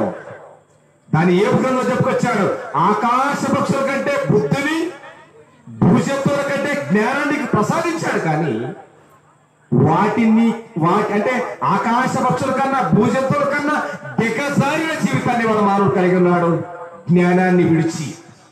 దాన్ని ఈశగంధులు అన్నాడు, జల్లు పశుప్రాయులు అన్నాడు. అంటే ఆకాశ పక్షుల కన్నా బుద్ధిని, భూజంతువుల కన్నా జ్ఞానాన్ని కోల్పోతే వాళ్ళ స్థితిని గురించి మాట్లాడుతూ వాళ్ళు పశుప్రాయులు అని అన్నాడు. పశుప్రాయులు అన్నాడు. లేఖనానుసారం నేను చెప్పే సొంత మాట కాదు, నేనేం పొయిట్రీ అనేది మీకు కవిత చెప్పడం లేదు. ఆ మాట ఇర్మియా గ్రంథం 10వ అధ్యాయంలో రాయబడింది. ఆ మాట జనులు పశుప్రాయులు అనే మాట చెప్పుకొచ్చాడు మహోన్నతమైన దేవుడు. ఎందుకన్నాడు ఆ మాట? జ్ఞానము లేని, విచక్షణ లేని, చదివితే అర్థమైనటువంటి సంగతులను మిస్లీడ్ చేస్తూ వారి జీవితాలను దుర్వ్యవస్థలను తీసుకున్నటువంటి పరిస్థితులను బట్టి లేఖనాలు మాట్లాడుతూ ఉంటాయి తప్ప ఎక్కడ కూడా మాట్లాడడానికి అవకాశం లేదు. కాబట్టి ఇక్కడ చూడండి, కొరింథీయులకు రాసిన మొదటి పత్రిక 6వ అధ్యాయము 19వ వచనంగా మీరు స్పష్టంగా గ్రంథాన్ని గమనిస్తే, కొరింథీయులకు రాసిన మొదటి పత్రిక 6వ అధ్యాయము, కొరింథీయులకు రాసిన మొదటి పత్రిక 6వ అధ్యాయం 19వ వచనం, మీ దేహము దేవుని వలన అనుగ్రహింపబడి అన్నాడు. ఎవరు అనుగ్రహించారు? ఎవరు అనుగ్రహించారండి? మీ తల్లిదండ్రులు మీకు అనుగ్రహించారా? మీ తాత ముత్తాతలు అనుగ్రహించారా? లేదా ఎవరైనా డబ్బులు పెట్టి కొన్నారా? లేదే. ఎవరిచ్చారు? మీ దేహము ఎర్రగా ఉన్నా, నల్లగా ఉన్నా, పొట్టిగా ఉన్నా, ఎత్తుగా ఉన్నా, లేదా ఎత్తు తక్కువగా ఉన్నా, ఈ భూమి మీద జీవించే ప్రతి మానవునికి దేహాన్ని ఎవరు అనుగ్రహించారు? దేవుడే. దేహమే కాదు, దేహంలో జీవించడానికి అవసరమైన మంచి జీవితాన్ని కూడా ప్రసాదించేది దేవుడే. ఈ లోకంలో మానవుడు కాదు, లేదా డబ్బులు కాదు, లేదా మంచి మంచి వైద్యశాలలు కాదు, హాస్పిటల్స్ అంతకంటే కూడా కాదు. కాబట్టి దేవుడు అనుగ్రహించకపోతే భూమి మీద మానవుడికి ఏమీ లేదు. ఏమీ లేదంటే అర్థం ఏంటి? వాడు మట్టి అని అర్థం. వాడికి ఏమీ లేదంటే మట్టి అని అర్థం. కాబట్టి ఇంత మంచి జీవితాన్ని, ఇంత మంచి భవిష్యత్తును దేవుడు మనకు అనుగ్రహిస్తే మనం చేసేదేంటి? దేవుడి లోకంలో ప్రతి మానవుడికి సమస్తాన్ని అనుగ్రహిస్తూ ఉంటాడు. ఆయన సెలవులకు ఏం పొందడానికి లేదు. కాబట్టి ఒక్కసారి మీ తినవసలేదు. యాకోబు రాసిన పత్రిక 1వ అధ్యాయం 10వ వచనంలో, శ్రేష్టమైన ప్రతి ఈవియు, సంపూర్ణమైన ప్రతి వరకును పరసంబంధమైనదై జ్యోతిర్మయుడకు తండ్రి వద్ద నుంచి వచ్చును అన్నాడు. ఎక్కడి నుంచి రావాలా? తండ్రి అనుగ్రహిస్తే తప్ప ఈ భూమి మీద నీకేం దొరకదు. చొక్క నీళ్లు కూడా దొరకవు అనే విషయాన్ని మనం మర్చిపోతాం. నాకు డబ్బులున్నాయి, నాకు హోదా ఉంది, నేను మంచి కేంద్రంలో ఉన్నాను, నాకేమీ కొదవ లేదనేటువంటి గర్వ అతిశయ కారణాలతోటి ఈ భూమి మీద మనం బ్రతికేస్తున్నాం. దేవుడు నీకు అట్టి గర్వాన్ని దేవుడు నువ్వు కలిగి ఉన్నావే, ఆ గర్వాన్ని కలగడానికేదా నీ దేహాన్ని ఇచ్చినావు? దేవుడేగా. కాబట్టి చెప్తాడు ఇక్కడ, మీ దేహము దేవుని వలన అనుగ్రహించబడి మీలోనున్న దేనికి? మీలోనున్న పరిశుద్ధాత్మకు ఆలయమై ఉన్నదని మీరు ఎరగరా అని అన్నాడు. తెలియదా మీకు ఆ సంగతి? అదే చెప్పొచ్చాడు, మీ దేహము దేవుని వలన మీకు అనుగ్రహింపబడి మీలోనున్న పరిశుద్ధాత్మకు ఆలయమై ఉన్నదని మీరు ఎరగరా అని అన్నాడు. ఎంతమందికి కాన్సెప్ట్ అర్థమవుతుంది? నా దేహం నా సొత్తు, నా దేహం నా ఇష్టం, నా జీవితం నా స్వేచ్ఛ అనేటువంటి భ్రమలో బ్రతుకుతున్నా క్రైస్తవుడా? నీ దేహం నీ సొత్తు కాదు. నీకు ఈ మట్టి దేహాన్ని ఎవరిచ్చారు? పరలోకంలో ఉన్న దేవుడు అనుగ్రహించాడు. ఆ అనుగ్రహించిన జీవితానికి, ఆ జీవితం యొక్క విలువ, ఆ జీవితం యొక్క ఔన్నత్యం నీకు అర్థమైందా అంటే అర్థం కాలేదు. అర్థం కాని జీవితం ఏమైందయ్యా అని మనం అన్నాను అడిగితే, కోతి చేతిలో కొబ్బరికాయలాగా, పిచ్చోడి చేతిలో రాయిలాగా అయింది. కాబట్టి ఈ భూమి మీద మానవుడి జీవితాన్ని వ్యభిచారానికి, త్రాగుడికి, తిరగడానికి, సమస్తమైనటువంటి శరీర సంబంధమైనటువంటి వాటన్నిటికీ కూడా బానిసలాయి దేవుడు ఇచ్చినటువంటి విశిష్టమైన జీవితాన్ని లేదా దేహాన్ని అపవిత్రం చేసుకుంటూ దెయ్యాలకు నిలయంగా చేసేటువంటి పరిస్థితులు భూమి మీద కనబడుతూ ఉన్నాయి. గ్రంథాన్ని ఆలోచించగలిగితే. కాబట్టి మీ దేహము ఎవరు అనుగ్రహించబడింది? మీ దేహము దేవుని వలన అనుగ్రహించబడితే ఆ అనుగ్రహించబడిన జీవితానికి ఆ సృష్టించిన సృష్టికర్త అయిన దేవుని యొక్క ఆలోచన ఏంటో అది మీకు అర్థమైందా? ఆయన ఏం చెప్తున్నాడో, ఆయన ఏం మాట్లాడుతున్నాడు, ఎందుకు నీకు ఈ దేహాన్ని ఇచ్చారన్న సంగతి ఎంతమందికి అర్థమైంది అంటే అది అర్థం కాదు. అది అర్థమవుతుందా? అది అర్థం కాదు. అది ఎందుకు అర్థమవుతుంది? లోక సంబంధమైన భావాలు అర్థమైనట్టుగా, భౌతిక సంబంధమైన భావాలు తెలిసినట్టుగా, ఆత్మ సంబంధమైన భావాలు ఆలోచన చేయడం, ఆత్మ సంబంధ ఆలోచన గురించి మనసు పెట్టడం, వాటి మీద దృష్టి లేదు. ఎవరికి లోకం గురించి మాట్లాడుకోవడం లేదు. మనం దేవుని వాక్యం ఎరిగామని చెప్పుకుంటూ క్రైస్తవులే సంకల్ప పెట్టుకునే క్రైస్తవ గురించి మనం మాట్లాడుకుంటున్నాం ఈ సమయంలో. కాబట్టి వారు దేవుని ఎరుగుదమని చెప్పుకునేవారే తప్ప దేవుని వాక్యానికి దేవుని చిత్తానికి వారు సోఫా చాలా దూరంగా ఉన్నటువంటి పరిస్థితులు కనబడుతూ ఉన్నాయి. కాబట్టి పుత్రుడు, మీ దేహము దేవుని వలన మీకు అనుగ్రహింపబడి మీలో ఉన్న పరిశుద్ధాత్మకు ఆలయమని మీరు ఎరగరా? మీరు ఎవరు వారు? మీరు అనేటువంటి పదం ఎవరు? మీరు అనేటువంటి పదం ఎవరికి సంబంధించిన పదం? లోకములో ఉన్న సాతాను కబంధ హస్తాల్లో బంధించబడిన ప్రజల కారు. ఎవరైతే నేను పాపిని గ్రహించి యేసుక్రీస్తు వారు నా పాపాల నిమిత్తం చనిపోయి నా పాపాల నిమిత్తం సమాధి చేయబడి నా పాపాల నిమిత్తం తిరిగి పునరుద్ధరణై తిరిగి లేచారన్న వాస్తవ సత్యాన్ని నమ్మి బాప్తిసం పొందిన వారు ఎవరైతే ఉన్నారో వారి నుంచి మాట్లాడుతున్న మాట ఇది. మీరు మీ సొత్తు కాదు అని చెప్పుకొచ్చాడు. మీరు మీ సొత్తు కాదు అంటే ఎవరి సొత్తు? ఎవరికి స్వాస్థ్యం? మీరు దేవునికి స్వాస్థ్యం. కాబట్టి సాతాను చేతుల్లో ఉన్న మనలను విడిపించడానికి, సాతాను కబంధ హస్తాల్లో బంధించబడిన వాళ్ళని విడిపించడానికి ఆయన ఏమి వాడాడయ్యా అని కన్నాను అడిగితే, ఖడ్గం వాడాడా, కత్తి వాడాడా, ధనం వాడాడా, అధికారాన్ని వాడాడా? ఏం వాడాడు? నువ్వు అనుకున్నట్టు ఏం వాడలేదు. ఆయన వాడింది ఏంటంటే తన కుమారుని అమూల్యమైన రక్తము చేత మనల్ని విడిపించాడు. కాబట్టి మాట్లాడే పేరు పత్రికలో మీరు వెండి బంగారమ వంటి క్షయవస్తుల చేత మీరు విమోచింపబడలేదు కానీ ఏ గొర్రె పిల్ల పవిత్రమును నిష్కళంకమైనటువంటి క్రీస్తు రక్తము చేత, గొర్రె పిల్ల వంటి క్రీస్తు రక్తం చేత మీరు విమోచించబడితే మీరు ఎరగరా అనే మాట మాట్లాడాడు. ఇది అర్థం కావట్లేదు, ఇది అర్థం కాదు. ఎందుకంటే దేవుని అనాదికాలం సంకల్పం కానీ, దేవుని వాక్యం కానీ, దేవుని మార్గం కానీ, దేవుని ఉద్దేశాలు కానీ ఆ బైబిల్ పట్టుకుని ప్రార్థనగా వెళ్ళే క్రైస్తవులకు అర్థం కాకుండా సాతానుడు చేసేటువంటి ప్రయత్నాలు ప్రయోగాలకు అర్థం కావట్లేదు. నిజంగా కళ్ళుంటాయి కానీ కనవడం, కాళ్ళుంటాయి కానీ నడవలేవు, చేతులుంటాయి కానీ పట్టుకోలేవు. ఎవరు వారు? చెప్పండి. ఏ డిసీజ్, ఏ బలహీనత ఉంటే మనిషి అలా ఉంటాడు. కాళ్ళుంటాయి కానీ నడవలేడు, చేతులుంటాయి కానీ పట్టుకోలేడు, నోరుంది కానీ మాట్లాడలేడు. ఏ డిసీజ్ చెప్పగలరా? పక్షవాతం అని అన్నాడు. అపస్మారక స్థితి అని చెప్పుకొచ్చాడు. నేడు బైబిల్ పట్టుకొని దేవుని వాక్యాన్ని వాక్యానుసారంగా జీవించలేని ప్రతి క్రైస్తవుడు అపస్మారక పరిస్థితుల్లో ఉన్నాడు. ఎందుకో తెలుసా? ఆ డిసీజ్ కి ముందు పడితే పోతాయేమో కానీ నిజంగా అలాంటి బలహీనతలతో ఉన్న క్రైస్తవులు ఈ లోకాన్ని విడిచి నరకానికి వెళ్లేదాకా వారు మారదు. వాస్తవాలు. ఎందుకంటే దాని పోలి ఎప్పుకొచ్చాడు మీకు తీరవసలేదు. కొరింథీయులకు రాసిన 2వ పత్రిక 4వ అధ్యాయం 4వ వచన భాగంలో ఈ యుగ సంబంధమైన దేవత అన్నాడండి.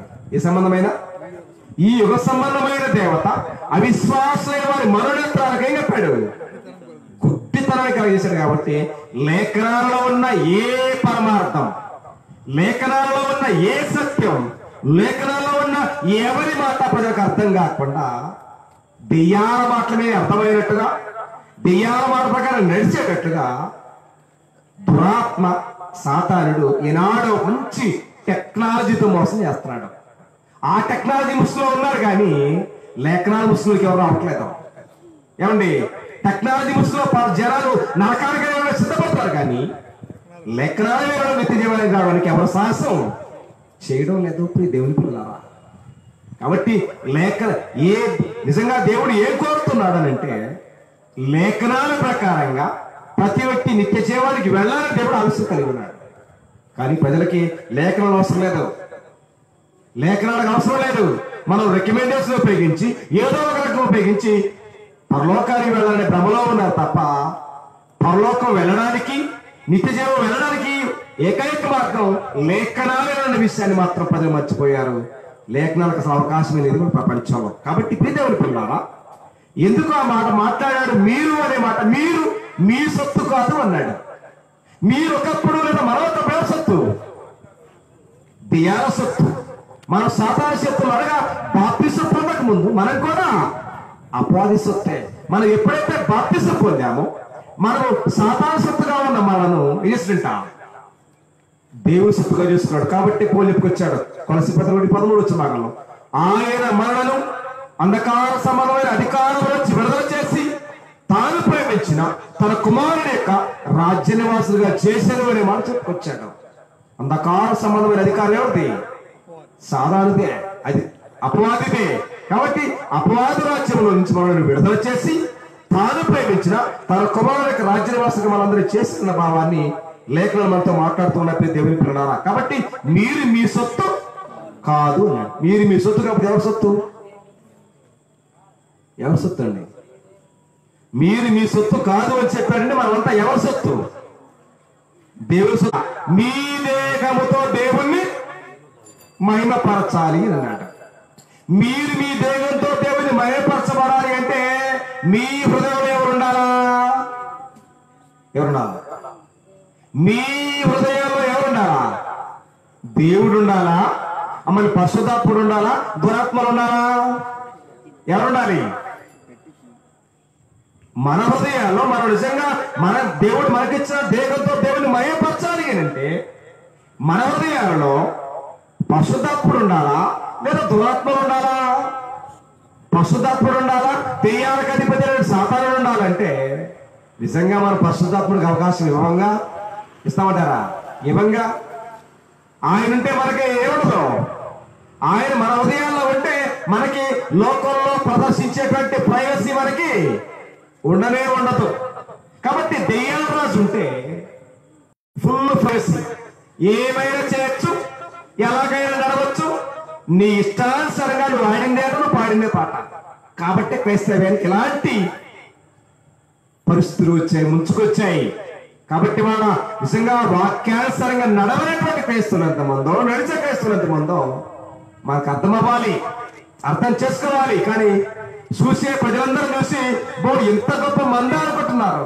కానీ ఆనాడు ఇశ్రాయేలు కూడా అనుకునే ఉన్నారు, ఇంత మంద బయలుదేరి నీ మంద మొత్తం పరలోకం అనేది కారణానికి అనుకున్నారు. కానీ ఆ మంద మొత్తాన్ని బిడ్డలు అయితే తేలింది ఎంతమంది అయ్యా అంటే ఇద్దరే తేలారు. కాబట్టి మనం భ్రమలో బ్రతుకుతున్నాం కానీ వాస్తవాల్లో బ్రతకడం లేదు. లోకంలో బ్రతుకుతున్నాం కానీ దేవుని చిత్తంలో బ్రతకడం లేదు. లోకాశతో బ్రతుకుతున్నాం కానీ దేవుని ఇష్టాల మేరకు మనం బ్రతకడం లేదు భూమి మీద. కాబట్టి మీ దేహము మీరు కోరితే ఇవ్వలేదు, మీ దేహానికి ఎవరు మీరు కోరితే ఇవ్వలేదు, మీకు నచ్చినట్టుగా ఇవ్వలేదు.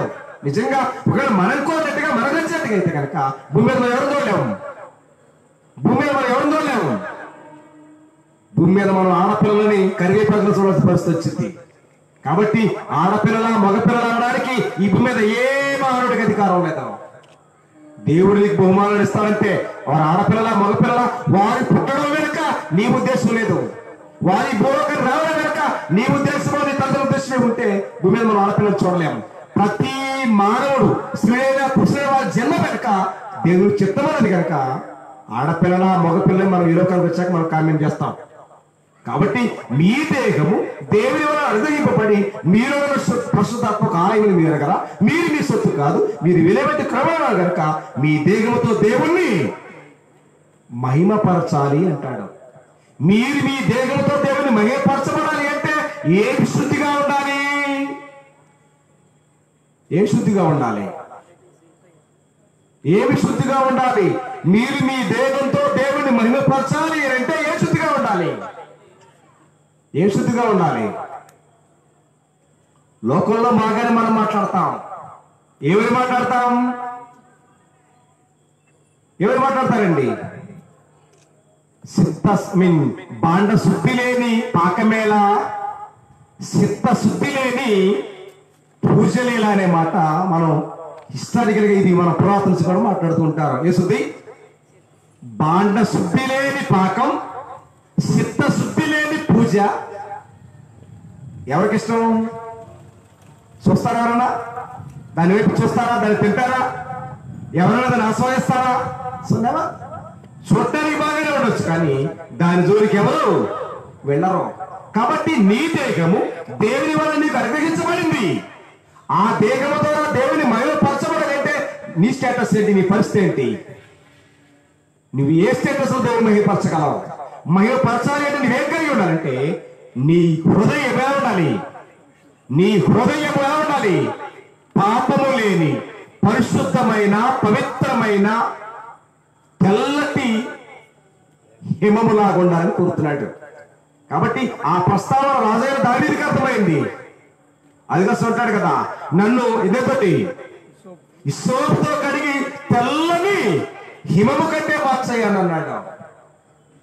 ఇవాళ బైబిల్ పట్టుకున్న క్రైస్తవ జీవితాల్లో ఎంతమందికి అలాంటి హృదయ శుద్ధి ఉన్నది ఆలోచించేయాలి. హృదయ శుద్ధి లేకపోతే ఏ శుద్ధి ఉంటుంది? హృదయంలో నిజంగా పరిశుద్ధాత్ముడు, నీ దేహంలో పరిశుద్ధాత్ముడు నివాసం లేకపోతే ఉండేదెవరు? ఉండేదెవరికి? ఇక్కడ ఎవరుండేది? అపవాదే కదా.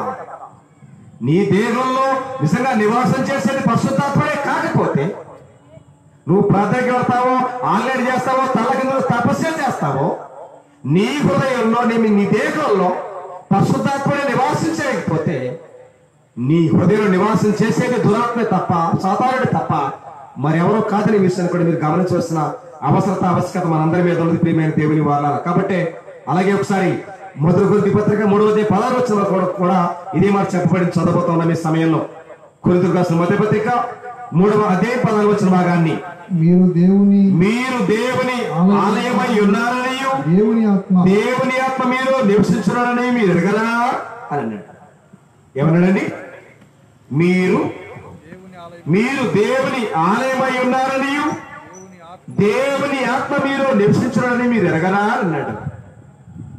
ఆ దేవుని ఆత్మే పరిశుద్ధాత్ముడు. కాబట్టి ఆ పరిశుద్ధాత్మ మీలో నివసించున్నారని మీరు ఎరగరు. ఎందుకంటే లేఖనాలు లేదుగా. లేఖనాలు తెలియకుండా ఏదో ఆచారమైనటువంటి వ్యవస్థలు నడుస్తున్నామే తప్ప ఆజ్ఞల బాటలో ప్రయాణించే క్రైస్తవునికి ఆ విలువ అర్థమవుతుంది. ఆచారం నడిచే క్రైస్తవునికి ఏమర్థమవుతుంది? ఆచారం తప్ప ఆజ్ఞలు తెలుస్తాయి. ఏమండి? లోక సంబంధమైన ఆచారాలు తప్ప ఆజ్ఞలు తెలుస్తాయి, తెలియదు కదా. కాబట్టి తెలుసుకుంటావో తెలియకుండా నరకానికి పడతావో తెలుసుకోవాల్సింది నువ్వే తప్ప దానికి ఉత్తరవాదులు ఎవరో కారణ విషయాన్ని ప్రతి వ్యక్తి గమనించవలసిన ఆవశ్యకత మనందరి మీద ఉంది ప్రియ దేవుని పిల్లలారా. కాబట్టి గ్రంథమైతే బోధిస్తూ ఉంది. కాబట్టి మీరు లేదా మనము ఏ ఆలయమైనాము? పరిశుద్ధాత్మకు ఆలయమైనామనే విషయాన్ని మాత్రం ఖచ్చితంగా గ్రంథం మనకి బోధిస్తూ ఉంది, మీరు ఆలోచించి చూస్తే. కాబట్టి చాలా మంది జీవితాలను మనం గమనించినట్లయితే ఆత్మానుసారంగా నడుస్తున్నారో, శరీరానుసారంగా నడుస్తున్నారో, దేని మీద మన మనస్సు ఉన్నదనే విషయంలో సరైనటువంటి క్లారిటీ లేదు. కానీ చెప్పడానికి మాత్రం ఏమండి, మేము క్రైస్తవులమే. ఎవరమాట? మేమంతా క్రైస్తవులమే. నడిచేది శరీర సంబంధంగానా, నడిచేది ఆత్మ సంబంధంగా, నడిచేది ఆచారమా, ఆజ్ఞల, ఏ ప్రకారం నడుస్తున్నామో మాత్రం క్లారిటీ లేదు మాత్రం. కానీ నేను క్రైస్తవుని చెప్పుకుంటాను. క్రైస్తవుడు అనే మాటకు అర్థం ఏంటని అడిగితే క్రీస్తు యేసు యొక్క అడుగు జాడలను, క్రీస్తు యేసు యొక్క మనస్సు అనుసరించి నడిచేవాడే క్రైస్తవులు. కానీ చెప్పుకునేది క్రీస్తుని, నడిచేది దెయ్యాల పాట అయితే వారెన్నటికీ కూడా క్రైస్తవులు కాలేరు అనే విషయాన్ని కూడా లేఖనాలు మనతో మాట్లాడుతూ ఉంటాయి, మనం ఆలోచించి చూస్తే. కాబట్టి నిజంగా వాక్యానుసారంగా పరిశుద్ధాత్ముడే నీ హృదయంలో ఆలయంగా ఉండుంటే మీరు ఫలిస్తారా లేదా? ఫలిస్తారు. ఏంటా ఫలం? మనం బాగా లోకంలో ఫలిస్తాం. ఏం ఫలిస్తాం? లోక సంబంధమైన మాటలు, లోక సంబంధమైన శాస్త్రాలు, లోక సంబంధమైన దుర్మార్గ పనులు, దుష్ట సంబంధమైన పనులు చేస్తూ లోకంలో ఫలిస్తూ ఉంటాం. కానీ క్రీస్తు యేసుకి భక్తి సంబంధమైనటువంటి ఒక క్రైస్తవుడు, పరిశుద్ధాత్మను ఆలయంగా పొందినటువంటి ఒక క్రైస్తవుడు ఫలించాల్సింది ఏ రీతిగా అన్నది ఏం తెలియదు. లోకంలో ఫలించడం తెలుసు. నువ్వు వేసినటువంటి ఒక చెట్టు 6 నెలలకో 3 నెలలకో 6 సంవత్సరాలకో 10 సంవత్సరాలకో చెట్టు ఫలించకపోతే ఈ చెట్టు కాయట్లేదు, దీన్ని అనవసరం అని 100కి 40కి 10 సార్లు అంటాం. ఎంతసేపటికి కాయకపోతే ఏం చెప్తాం? నరికి ఎవడో చెప్తాం. మరి క్రైస్తవుని చెప్పి దేవుని మార్గంలో ఉన్నారని చెప్పుకొని మన జీవితాల్లో ఫలింపు లేకపోతే దేవుడు ఏం చేయాలండి? మనం ఏం చేయాలా? మనం పెంచుకున్న చెట్టుని నరికి పారేశాం. మనం ఫలించకపోతే దేవుడు మళ్ళీ న్యాయం. మనకు న్యాయం, చెట్టుకు న్యాయం. అంటే దానికి నోరు లేదు కాబట్టి, అది నేనేమన్నది కాబట్టి, నీకంటే నోరు ఉంది కాబట్టి 10 మంది మీద ఎగబడవు కాబట్టి నిన్నేమనరు. కాబట్టి మాట్లాడతావో మౌనంగా ఉంటాడో, నువ్వు ఎలాంటి పరిస్థితుల్లో ఉన్నావో అన్న ప్రతి విషయం తెలుసు. నీవు ఈ లోకానికి రాకముందే నీ పరిస్థితి దేవుడికి తెలుసు. నువ్వు లేఖనాస్త్రంగా భయపడతావో, దేవుని మీద తిరుగుబాటు చేస్తావనే విషయం దేవుడికి తెలుసు. దేవుని పిల్లలారా, కాబట్టి లేఖనాల మీద గ్రంథాన్ని గమనిస్తే బాప్తిస్మం పొందినటువంటి క్రైస్తవులే మీ హృదయాలలో పరిశుద్ధాత్మకు ఆలయంగా ఉన్న మనమే దేవుని చిత్తానుసారంగా నడుస్తూ ఉన్నామో నడవట్లేదు అన్న విషయాన్ని సరిగ్గా మనం అవగాహన చేసుకోకపోతే మనమే నష్టపోతాం. కాబట్టి బాప్తిసం పొందిన వారు, పరిశుద్ధాత్మను ఆలయంగా చేసుకున్న వారు లేఖనాల్లో ఒక 3 కార్యక్రమాల గురించి నేను మీకు ఆలోచన చెప్తాను, మీ ముందుకు పెడతాను. ఒకటేంటనంటే నిజంగా దేవుణ్ణి ఎదిరించడం. ఎవరిని? పరిశుద్ధాత్ముని ఎదిరించడం. ఎక్కడున్నారు ఆయన? నువ్వు బాప్తిసం పొందావు కాబట్టి ఆయన నీ హృదయంలో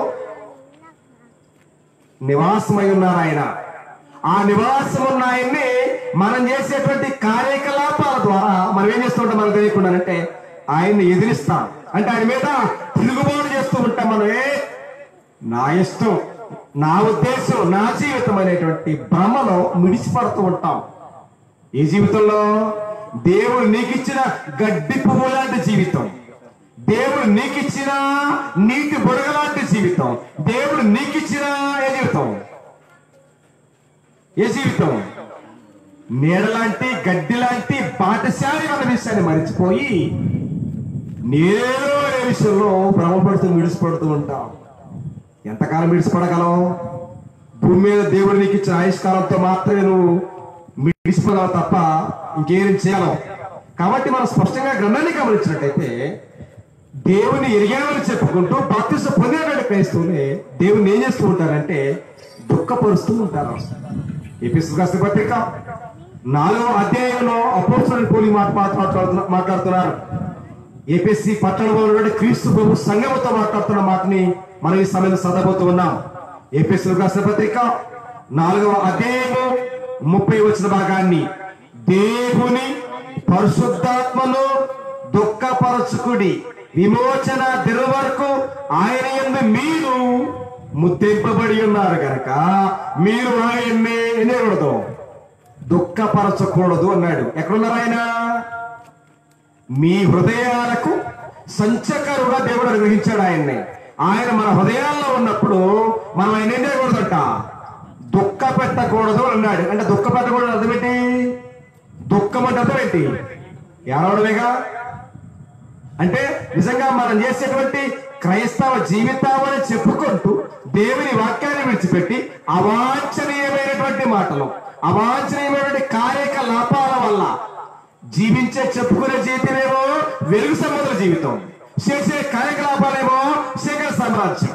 కాబట్టి నువ్వు చేసే మాటల వల్ల, నువ్వు చేసే క్రియల వల్ల నీలో ఉన్న పరిశుద్ధాత్ముడు ఏం చేపడుతున్నాడట, దుఃఖపడుతున్నాడనే విషయాన్ని కన్నా మనకు బోధిస్తుంది. కాబట్టి ఆయన ఎన్నటికీ కూడా దుఃఖపరచొద్దు అనే మాటని లేఖనాల్లో మాట్లాడుతున్నాడు. మరొక సంగతి ఏంటంటే ఆయనను ఎదిరిస్తూ ఉన్నారు అని చెప్పుకొచ్చాడు.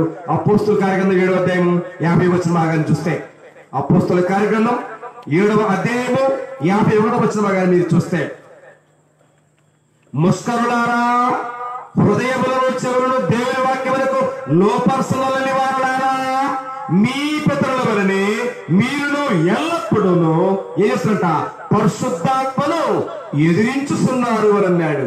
ఎదిరించడం అంటే అర్థం ఏంటి తెలుసా? తిరుగుబాటు చేయడం. ప్రియ దేవుని పిల్లలారా, క్రైస్తవునిగా పరిశుద్ధాత్మైనటువంటి వరాన్ని పొందిన నీవు, పరిశుద్ధాత్మకు ఆలయంగా ఉన్న నీవు పరిశుద్ధాత్మను దుఃఖపరుస్తున్నావా, పరిశుద్ధాత్మను ఎదిరిస్తున్నావో, నీకు నీవుగా నీ వెయ్యాతకాల సమయంలో ఒక్క క్షణమాత్రం ప్రశ్న వేసుకుంటూ భూమి మీద జీవించాల్సిన ఆవశ్యకత మన మీద ఉన్నది. ఆలోచన చేయమని మనం ఈ ప్రియ పిల్లారా. కాబట్టి 3వ సంగతి ఏంటంటే అబద్ధం ఆడడం. ఏం చేయడం? పరిశుద్ధాత్మనికి వ్యతిరేకంగా ఏం చేయడం? మోసం చేయడం.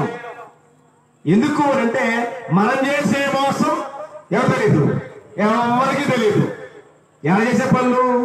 దేవుని పిల్లలమని చెప్పుకుంటూ, క్రైస్తవులని చెప్పుకుంటూ వాక్యాన్ని విడిచిపెట్టి పరలోకంలో ఉన్న దేవుడు మనల్ని చూస్తున్నాడంటే భయం భక్తి లేక దేవుని చిత్తానికి వ్యతిరేకంగా అబద్ధమాడుతున్నా లేదా దేవుణ్ణి మోసం చేయాలనుకుంటే క్రైస్తవం గురించి అపోస్తలుల కార్యగ్రంథం జ్ఞాపకం చేస్తాను. 5వ అధ్యాయం చూడండి. అపోస్తలుల కార్యగ్రంథం 5వ అధ్యాయము, అపోస్తలుల కార్యగ్రంథం 5వ అధ్యాయం 3వ వచన భాగాన్ని. అప్పుడు పేతురు, అననీయ, నీ భూమి వేలలో కొంత భాగము దాచుకొని పరిశుద్ధాత్మను మోసపుచ్చడకు సాతాను ఎందుకు నీ హృదయమును ప్రేరేపించను అని చెప్పుకొచ్చాడు. చూసారండి, నిజంగా ఒక వ్యక్తి దేవుని ఆత్మను దుఃఖపరచడానికి కారణం సాతానుడే, పరిశుద్ధాత్మని మీద తిరుగుబాటు చేయడానికి కారణం సాతానుడే, పరిశుద్ధాత్మని మోసం చేయడానికి కారణం సాతానుడే. ఖచ్చితంగా సాతానుడే అంటారా? అంటే నిజంగా మన ప్రమేయమే లేకుండా సాతాను చెప్పగలిగేటువంటి ధైర్యం చేయగలరా? మన ప్రమేయం లేకుండా, మన ఇష్టం లేకుండా, మన అంగీకారం లేకుండా సాతానుడే దానికి మూలం అని చెప్పేటువంటి ధైర్యం మన దగ్గర ఉందా? సో నెవర్ లేదు. నిజంగా అలాంటి సాతానుడికి, అలాంటి అపవాదికి అవకాశం ఇచ్చినప్పుడు, నిజంగా మన మనసులో అలాంటి బలహీనమైన కోరిక లేకపోతే, పాపం చేయాలన్న కోరిక మనలో లేకపోతే, మోసం చేయాలన్న కోరిక మనలో లేకపోతే సాతాను మన దగ్గరికి రాలేడు. వస్తాడా? రాలేడు.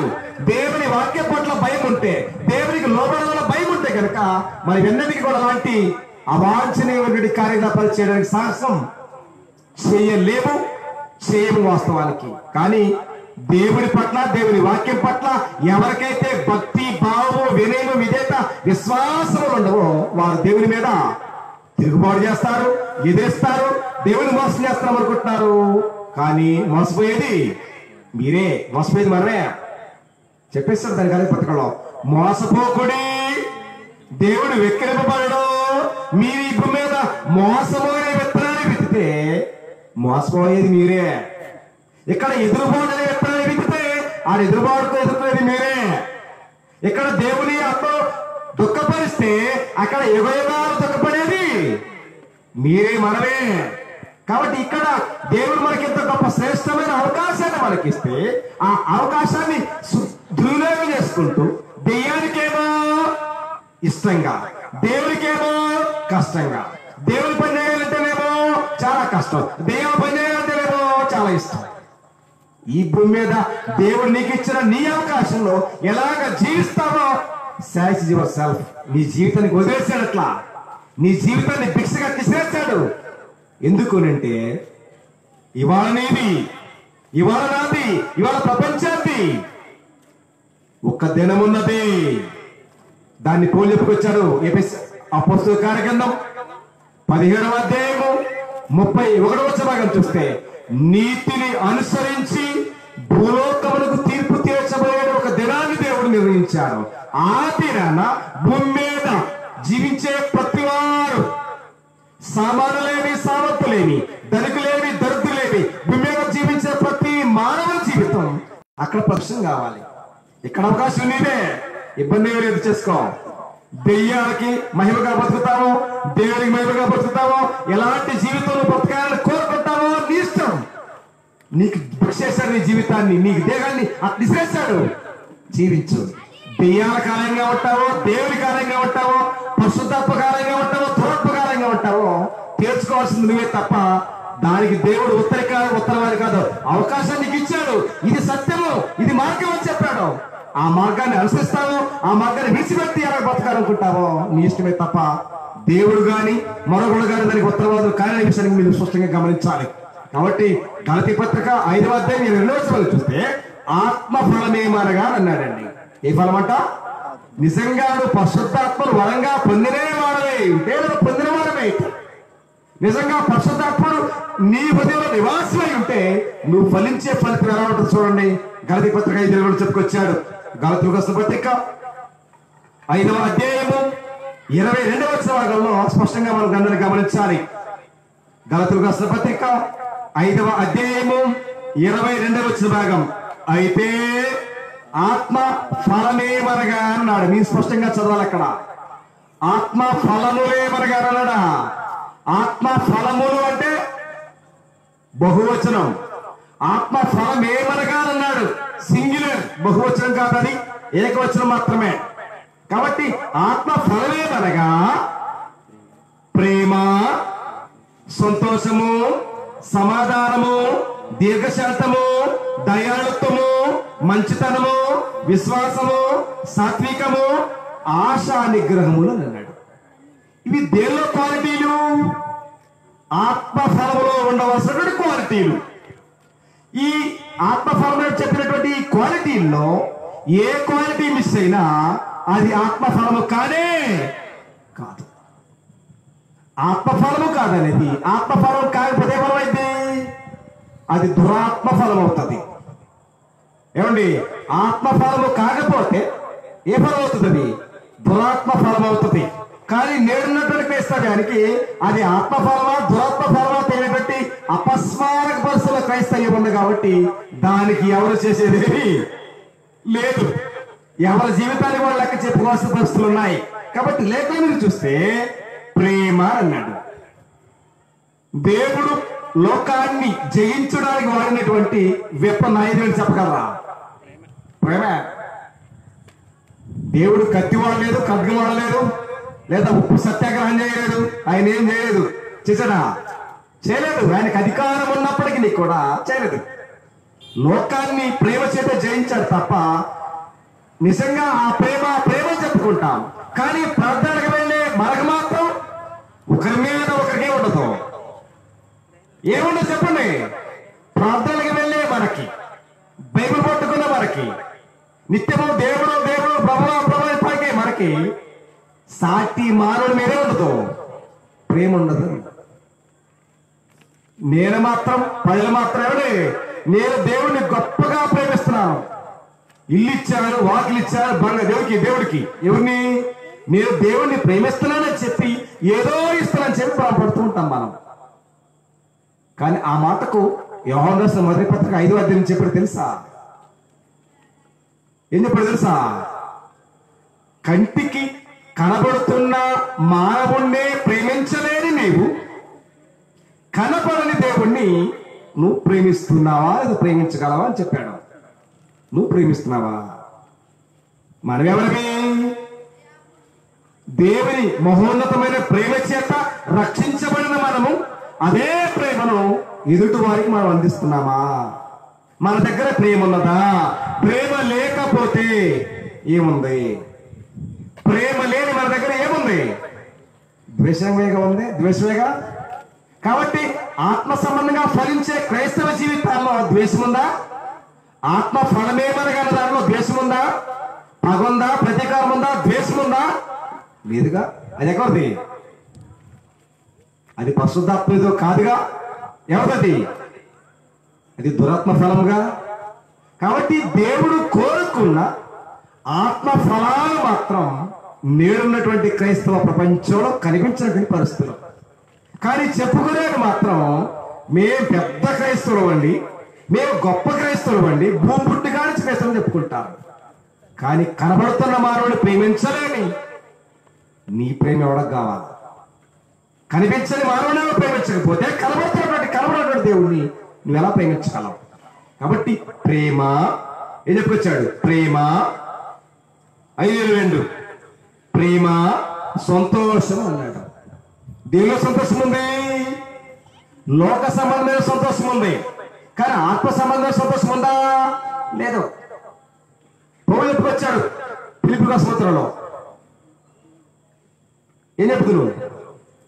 ప్రభువునందు ఆనందించుడి, మరలా చెప్పుదును ప్రభువునందు ఆనందించుడి అన్నాడు. అంటే నీకు శ్రమ వచ్చినా, హింస వచ్చినా, ఇరుకొచ్చినా, ఇబ్బంది వచ్చినా నీవు దేవుని విషయంలో సంతోషపడగలవా? నెవర్. బో, ఏంది బాధ, ఏంది శోధన అని సొనుగుడు పోవటం మొదలు పెడతామే తప్ప ఇది నా మేలు కొరకు వచ్చినటువంటిది అనే విషయంలో మనం సమర్థించగలమా? లేదు. ఏంది నాకు ఈ బాధ, ఏంది నాకు ఈ వేదన, ఏంది నాకు ఈ శాపం అని నిజంగా అలా భ్రమపడేటువంటి క్రైస్తవులు ఎంతమంది లేకపోలేదు. ఏమనుకున్నాడు అలాగా? ఏమనుకున్నాడా? లేదు. సమస్తం ఇచ్చింది నువ్వే, సమస్తం తీసుకుంది నువ్వే, నీదే చెప్పుకొచ్చాడు. కానీ మనమైతే అసలు దేవుళ్ళు పారాయణ మొత్తం బయట అంటాం, అంతే కదా? మొత్తం పారాయణ బయట. ఏంటి పారేది? బైబిళ్ళు, వాక్యాలు అన్ని తీసి బయట పారాయండి. ఎందుకు? మనకు కలిసి రాని దేవుడు అంటే ప్రార్థనకి వెళితే, ప్రార్థనకి వస్తే ఏం కావాలా? కలిసి రావాలా. మేడలు, మిద్దెలు, కార్లు, బంగ్లాలు, కీర్తులు, కీటాలు, కనకాలు కలిసి రావడానికే ప్రభు. లోక సంబంధమైనటువంటి ఊడిగం చేయడానికి కాదు.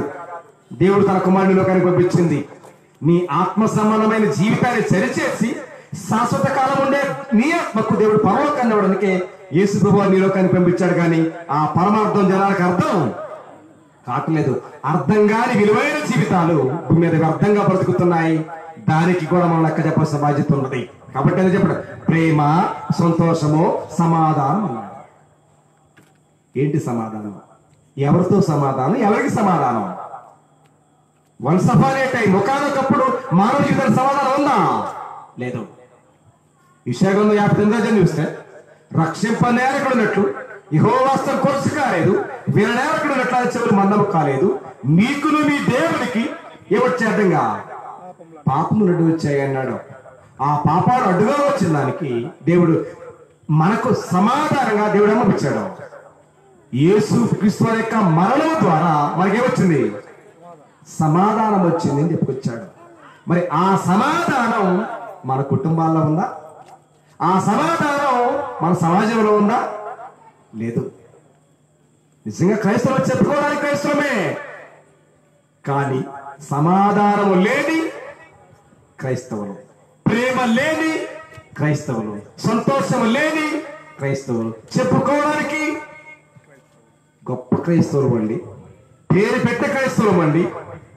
లోకానికి చెప్పుకోవడానికి కాదు క్రైస్తవ్యం, లోకానికి చూపించడానికి మాత్రమే, లోకానికి నేర్పడానికి మాత్రమే దేవుడు క్రైస్తవ్యాన్ని కోరుతున్నాడు. ప్రియ దేవుని పిల్లారా, ఆ ప్రేమని నిజంగా కుమార క్రీస్తు ప్రపంచాన్ని చూపించాడు లేదా? ఆయన చూపించాడు, మనం మాత్రం చూపించాం. ఆయన చూపించాడు కానీ మనం చూపించాం. ఎందుకు? ఆయనకు ఆశ ఉంది. నేను పరలోకం నుంచి వచ్చాను, నేను పరలోకానికి వెళ్ళాలన్న ఆశ, ఆపేక్ష ఆయనకు ఉంది. కానీ మనకుందా?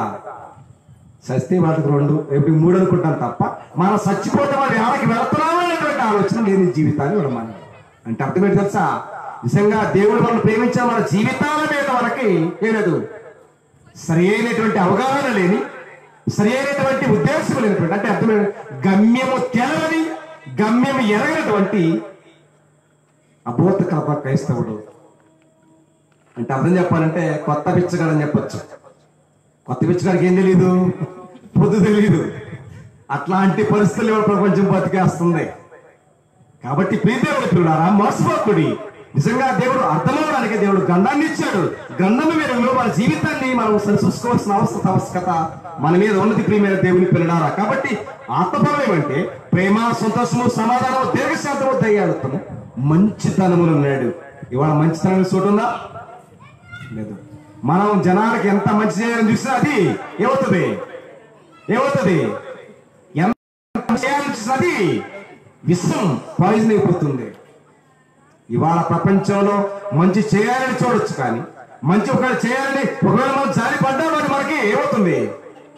శాపంగా, పాపంగా మన మీద నిందలు వేసేటువంటి పరిస్థితుల్లో ప్రపంచం దిగజారింది. కాబట్టి మంచితనానికి కూడా లేదు ప్రపంచంలో, చోటు లేనిట్టి పరిస్థితులు కనబడుతూ ఉన్నాయి ఇప్పుడు దేవుని పిల్లలారా. కాబట్టి క్రైస్తవులుగా మనమంతా ఎవరికి ఆలయంగా ఉన్నాం? పరిశుద్ధాత్మకు మనమంతా ఆలయంగా ఉన్నామనే విషయాన్ని లేఖనాలు బోధిస్తూ ఉన్నాయి. కాబట్టి ఆ పరిశుద్ధాత్మ మనం ఎప్పుడు పారివారం అయ్యామన్నది మనం గుర్తించాలి. మనం ఎప్పుడు పరిశుద్ధాత్మలో పారివారం అయ్యాం అన్న మాట ముగింపుడికి వచ్చాం. మనమంతా ఎప్పుడు పరిశుద్ధాత్మలో మనం పారివారం అయ్యాం. ఎప్పుడు పారివారం అయ్యాం? బాప్తిసము ద్వారా. అందుకోసమే హెబ్రీ రాసిన పత్రిక 6వ అధ్యాయంలో 4 చదివితే ఒక్కసారి వెలిగింపబడి అని అన్నాడు. వెలిగించబడ్డారు ఎప్పుడు? లేకేసినప్పుడా? ఒకసారి వెలిగించి లేకేసినప్పుడా? కాదుగా. ఎప్పుడు? నిజంగా నువ్వు పాపివని గ్రహించి గమనించి నా పాపాలుగా క్రీస్తు ప్రభువారు చనిపోయి సమాధి చేయబడి తిరిగి మూడో దినాన లేచిన వాస్తవ సత్యాన్ని నమ్మి బాప్తిసం పొందిన నీవు ఆనాడే వెలిగించబడ్డావు. కాబట్టి నాడు ఒకసారి వెలిగింపబడి పరలోక సంబంధమైన వరములు చూసి పరిశుద్ధాత్మలో పాలివారై అన్నాడు. ఒకసారి చూడండి. హెబ్రీయులకు రాసిన పత్రిక 6వ అధ్యాయం 4 నుంచి మనం చదివినట్లయితే, హెబ్రీయులకు రాసిన పత్రిక 6వ అధ్యాయము 4వ వచనం చదివినట్లయితే, ఒకసారి వెలిగింపబడి పరలోక సంబంధమైన వరములు చూసి పరిశుద్ధాత్మలో పాలివారై దేవుని దివ్యవాక్యమును రాబోయే యువ సంబంధమైన శక్తుల ప్రభావం అనుభవించిన తర్వాత తప్పిపోయిన వారు అని అన్నాడు. తప్పిపోయిన వారు అన్నాడు. ఏ విషయంలో? బాప్తిసం పొంది క్రైస్తవులైన జీవితాంతం మరణ పర్యంతం కూడా నమ్మకంగా కొనసాగుతారని బాప్తిస్మలో ప్రమాణం చేసినటువంటి నీవు ఒకసారి వెలిగింపబడి పరలోక సంబంధం చూసి పరిశుద్ధాత్మలో పాలువారై తప్పిపోయిన వారని చెప్పుకొచ్చాడు. దేవుడు తప్పిపోయారు. లోకంలోన దేవుని నుండి, దేవుని కుటుంబం నుంచి, దేవుని మనసులో నుంచి, దేవుని చిత్తములో నుంచి తొలగి ఎవరికి దాసుడు? తిరిగి మన గెలిచాడు. ఎక్కడ గెలిచాడు? ఎక్కడ గెలిచాడు? ఎక్కడి నుంచి వచ్చాడో తిరిగి మన అక్కడికే చేరాడు. కాబట్టి ఒకసారి క్రీస్తుకి బాప్తిసం పొందిన తర్వాత తిరిగి మరలా లోకములో కలిస్తే తిరిగి మరలా లోకంలో కలిస్తే అంటే సంఘాన్ని, సంఘ చిత్తాన్ని, ఆరాధన క్రమాన్ని విడిచిపెట్టి నీవు అర్ధరహితంగా, అజ్ఞానంగా, అవివేకంగా, భక్తిహీనంగా, అవిధేయులుగా నువ్వు భూలోకంలో నడిస్తే దాని గురించి చెప్పుకొచ్చాడు. ఒక్కసారి వెలిగింపబడి పరలోక సంబంధం చూసి పరిశుద్ధాత్మలో పాలువారైన తర్వాత తప్పిపోతే వారు యేసుక్రీస్తుని మరలా ఏం చేస్తారంటే బాహాటముగా శిలువ ఏం చేస్తారంటే అవమానపరుస్తున్నారని చెప్పుకొచ్చాడు లేఖనాల్లో. కాబట్టి అవమానపరుస్తున్నారని చెప్పుకొచ్చాడు లేఖనాల్లో. కాబట్టి అవమానపరచడమే కాదు, పేతుదని చెప్పుకొచ్చాడు, కడగబడినటువంటి పంది బురదలో దొరకటయు కుక్క తలవాతికి తిరిగినటువంటి నిజమైన సామెత వారి జీవితాల్లో సమానం అని చెప్పుకొచ్చాడు.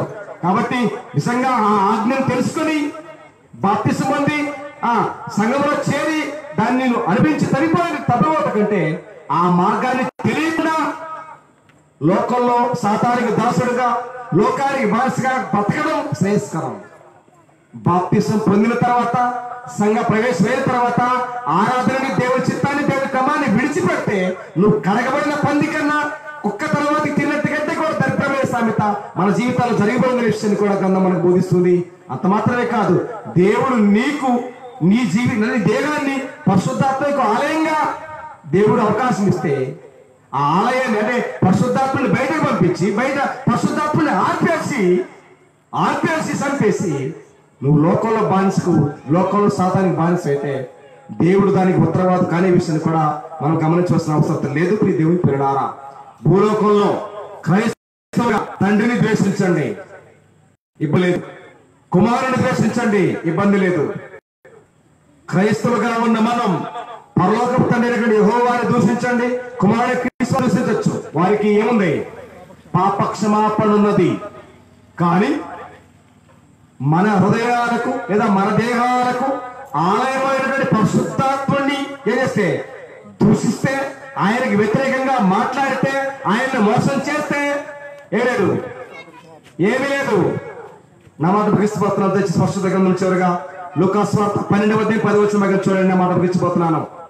లూకా సువార్త 12వ అధ్యాయం 10వ వచనం భాగాన్ని మీరు చూస్తే, లూకా సువార్త 12వ అధ్యాయం 10వ వచనం భాగాన్ని మనం గమనించిపోతా ఉన్నాం. లూకా సువార్త 12వ అధ్యాయం 10వ వచనం భాగాన్ని, మనిషి కుమారుని మీద వ్యతిరేకంగా మాటలు పలుకువానికి పాప క్షమాపణ కలుగులు గాని పరిశుద్ధాత్మను దూషించు వానికి ఏలేదు క్షమాపణ లేదని చెప్పాడు. ఈ యుగమున్నైనను మత్తయి అన్నమాట, ఈ యుగమున్నైనను రాబోయే యుగమున్నైనను వారికి పాప క్షమాపణే లేదని చెప్పుకొచ్చాడు లేఖనాల్లో. కాబట్టి క్రైస్తవ జీవితం అనేటువంటిది నువ్వు అనుకున్నంత అనుకూలమైనది కాదు. నువ్వు నడిచేంత విలువైనది కాదు. నువ్వు నడిచే అంటే నీ ఊహలకి నీ మనసుకి నచ్చినట్టుగా నడవాలనుకునేటువంటి క్రైస్తవ్యం కానే కాదు. వాక్యానుసరంగా నడవగలిగేదే క్రైస్తవ్యం. కానీ లోకంలో చెప్పుకుంటూ లోకవిష్టం కోసం, ప్రజలిష్టం కోసం, లేదా లోకంలో ఉన్న ప్రజల మెప్పు కోసం బ్రతికేది నడిచే జీవితం, జీవించే జీవితం దేవుడి మెప్పుకి కోరదు. దేవుడికి సంబంధం లేని విషయాలు. కాబట్టి నిజంగా లేఖనాల్లో ఉన్న ప్రకారంగా నీ భక్తి జీవితాన్ని కనవరుసుకోగలిగితేనే ఉపయోగం.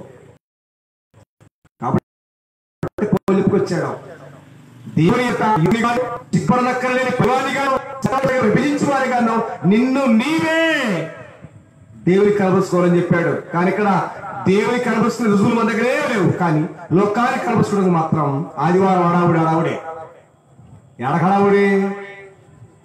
దేవుని వైపు కోసమా, దెయ్యాల వైపు కోసమా, దేవుని ప్రజల కోసమా, దెయ్యాల ప్రజల కోసమా క్లారిటీ లేదు. కానీ అడావుడు చూస్తే ఆకాశానికి అంటే అంత ఉందా? కేకల బొబ్బలే కానీ నిరుపిట్లో ఇత్తు లేదన్నది వాస్తవం. కాబట్టి క్రైస్తవ్యం లోకంలో దేవుని వాక్యం క్రైస్తవ్యం చేసేదంతా అడావుడే తప్ప అది ఏమి సంయమసారమైనటువంటి భక్తి ప్రియ దేవుని పిల్లలారా. కాబట్టి దేవుని వాక్యాన్ని దేవుడు మనకి ఇచ్చాడు. జీవం కావాలో మరణం కావాలో, పరలోకం కావాలో నీకు నరకం కావాలో, ఏది కావాలో తెలుసుకోవాల్సింది మనమే కానీ దానికి దేవుడు కాదు. కాబట్టి దేవుడు మనం ప్రేమించాడు కనుకనే మనం నిత్య నరకమైన అగ్నిగుండానికి వెళ్లకుండా ఉండడానికి ఒక మార్గాన్ని దేవుడు మనకిచ్చాడు. కానీ ఆ మార్గం, ఆ వాక్యం, ఆ సత్యం ప్రజలకి అవసరం లేదు.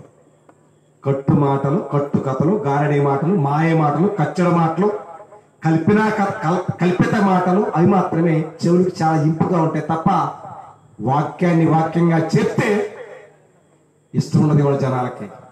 కానీ మాయ మాటలు చర్చగా పరలోకానికి చేస్తాయా? చర్చగా మాయ మాటలు, కారడి మాటలు లేదా అపవిత్రమైన ముసల్మాన్ ముచ్చట్లు జరుగుతాయా? ఈ లోకంలో జీవించే ఎలాంటి ఘోర పరలోకం చేర్చగలిగే కెపాసిటీ ఎవరికి ఉన్నాయి? ఒక వాక్యానికి మాత్రమే ఉన్నాయి. కానీ ఇవాళ క్రైస్తవ జీవితాల్లో లేని వాక్యమే. లోకానికి దగ్గరగా, వాక్యానికి దూరంగా బ్రతుకుతున్న క్రైస్తవులు ప్రపంచంలో ఉన్నారు. దేవుని పిల్లలు ఆలోచన చేయండి. వాక్యానికి దగ్గరగా ఉన్నావా? లోకానికి దగ్గరగా ఉన్నావా? ఆచారాలతో ఉన్నావా? ఆజ్ఞలతో ఉన్నావా? పరిశుద్ధాత్మక ఆలయంగా ఉన్నావా? దెయ్యాలకు ఆలయంగా ఉన్నావో? నీకు నీవుగా, నాకు నేనుగా, ఎవరికి వారుగా మనం విమర్శించుకోగలిగితే తప్ప లేకపోతే అవకాశం లేదు. కాబట్టి వాక్యానుసారంగా మన దేహము దేవుని వల్ల అనుగ్రహించబడి మీలో ఉన్న పరిశుద్ధాత్మక ఆలయం మీరు ఎరగరా? ఖచ్చితంగా తెలుసుకొని వాక్యానుసారంగా నడవలసిన బాధ్యత మన మీద ఉన్నది. లేకపోతే మనమే మోసం చేసుకుంటూ ఈ లోకంలో కన్ను మూసిన తర్వాత బతికినంత కాలమే పరలోకం నిజజీవుడు చనిపోగానే దేవుడు తీసుకెళ్ళి నిలబెడతాడు, నరక పంచుల్లో వేస్తాడు. ఆడకెళ్ళిన తర్వాత అబ్బా అన్న, అయ్యా అన్న, అమ్మ అన్న, నాయనన్న ఎవడన్నా విడిపించేటువంటి అక్కడ ఎవడో లేడు. భూమి మీద బ్రతికిన కాలంలోనే నీకు అవకాశం. కాబట్టి వెలుగుండగానే ఇల్లు చక్కబెట్టండి, ప్రాణం ఉండగానే వాక్య ప్రకారం ఈ జీవితాన్ని సరి చేసుకుంటూ దేవుని మహిమార్థమైన కుటుంబాలుగా ఈ భూమి మీద ఎదగాలని, వర్తిల్లాలని ప్రతి వారిని ప్రేమతో ఆశిస్తూ, ఆకాంక్షిస్తూ, ప్రతి వారి ప్రేమతో హెచ్చరిస్తూ ఈ అవకాశం ఇచ్చిన దేవునికి హృదయపూర్వకమైన కృతజ్ఞతాస్తులు సమర్పిస్తూ ఈ రాత్రికాల సమయంలో ఎంతో ఓపికతో మీ అందరికీ కూడా నా ప్రత్యేక వందనాలు తెలియజేస్తూ నా మాటలు ముగిస్తున్నాను. అందరికీ నా వందనాలు.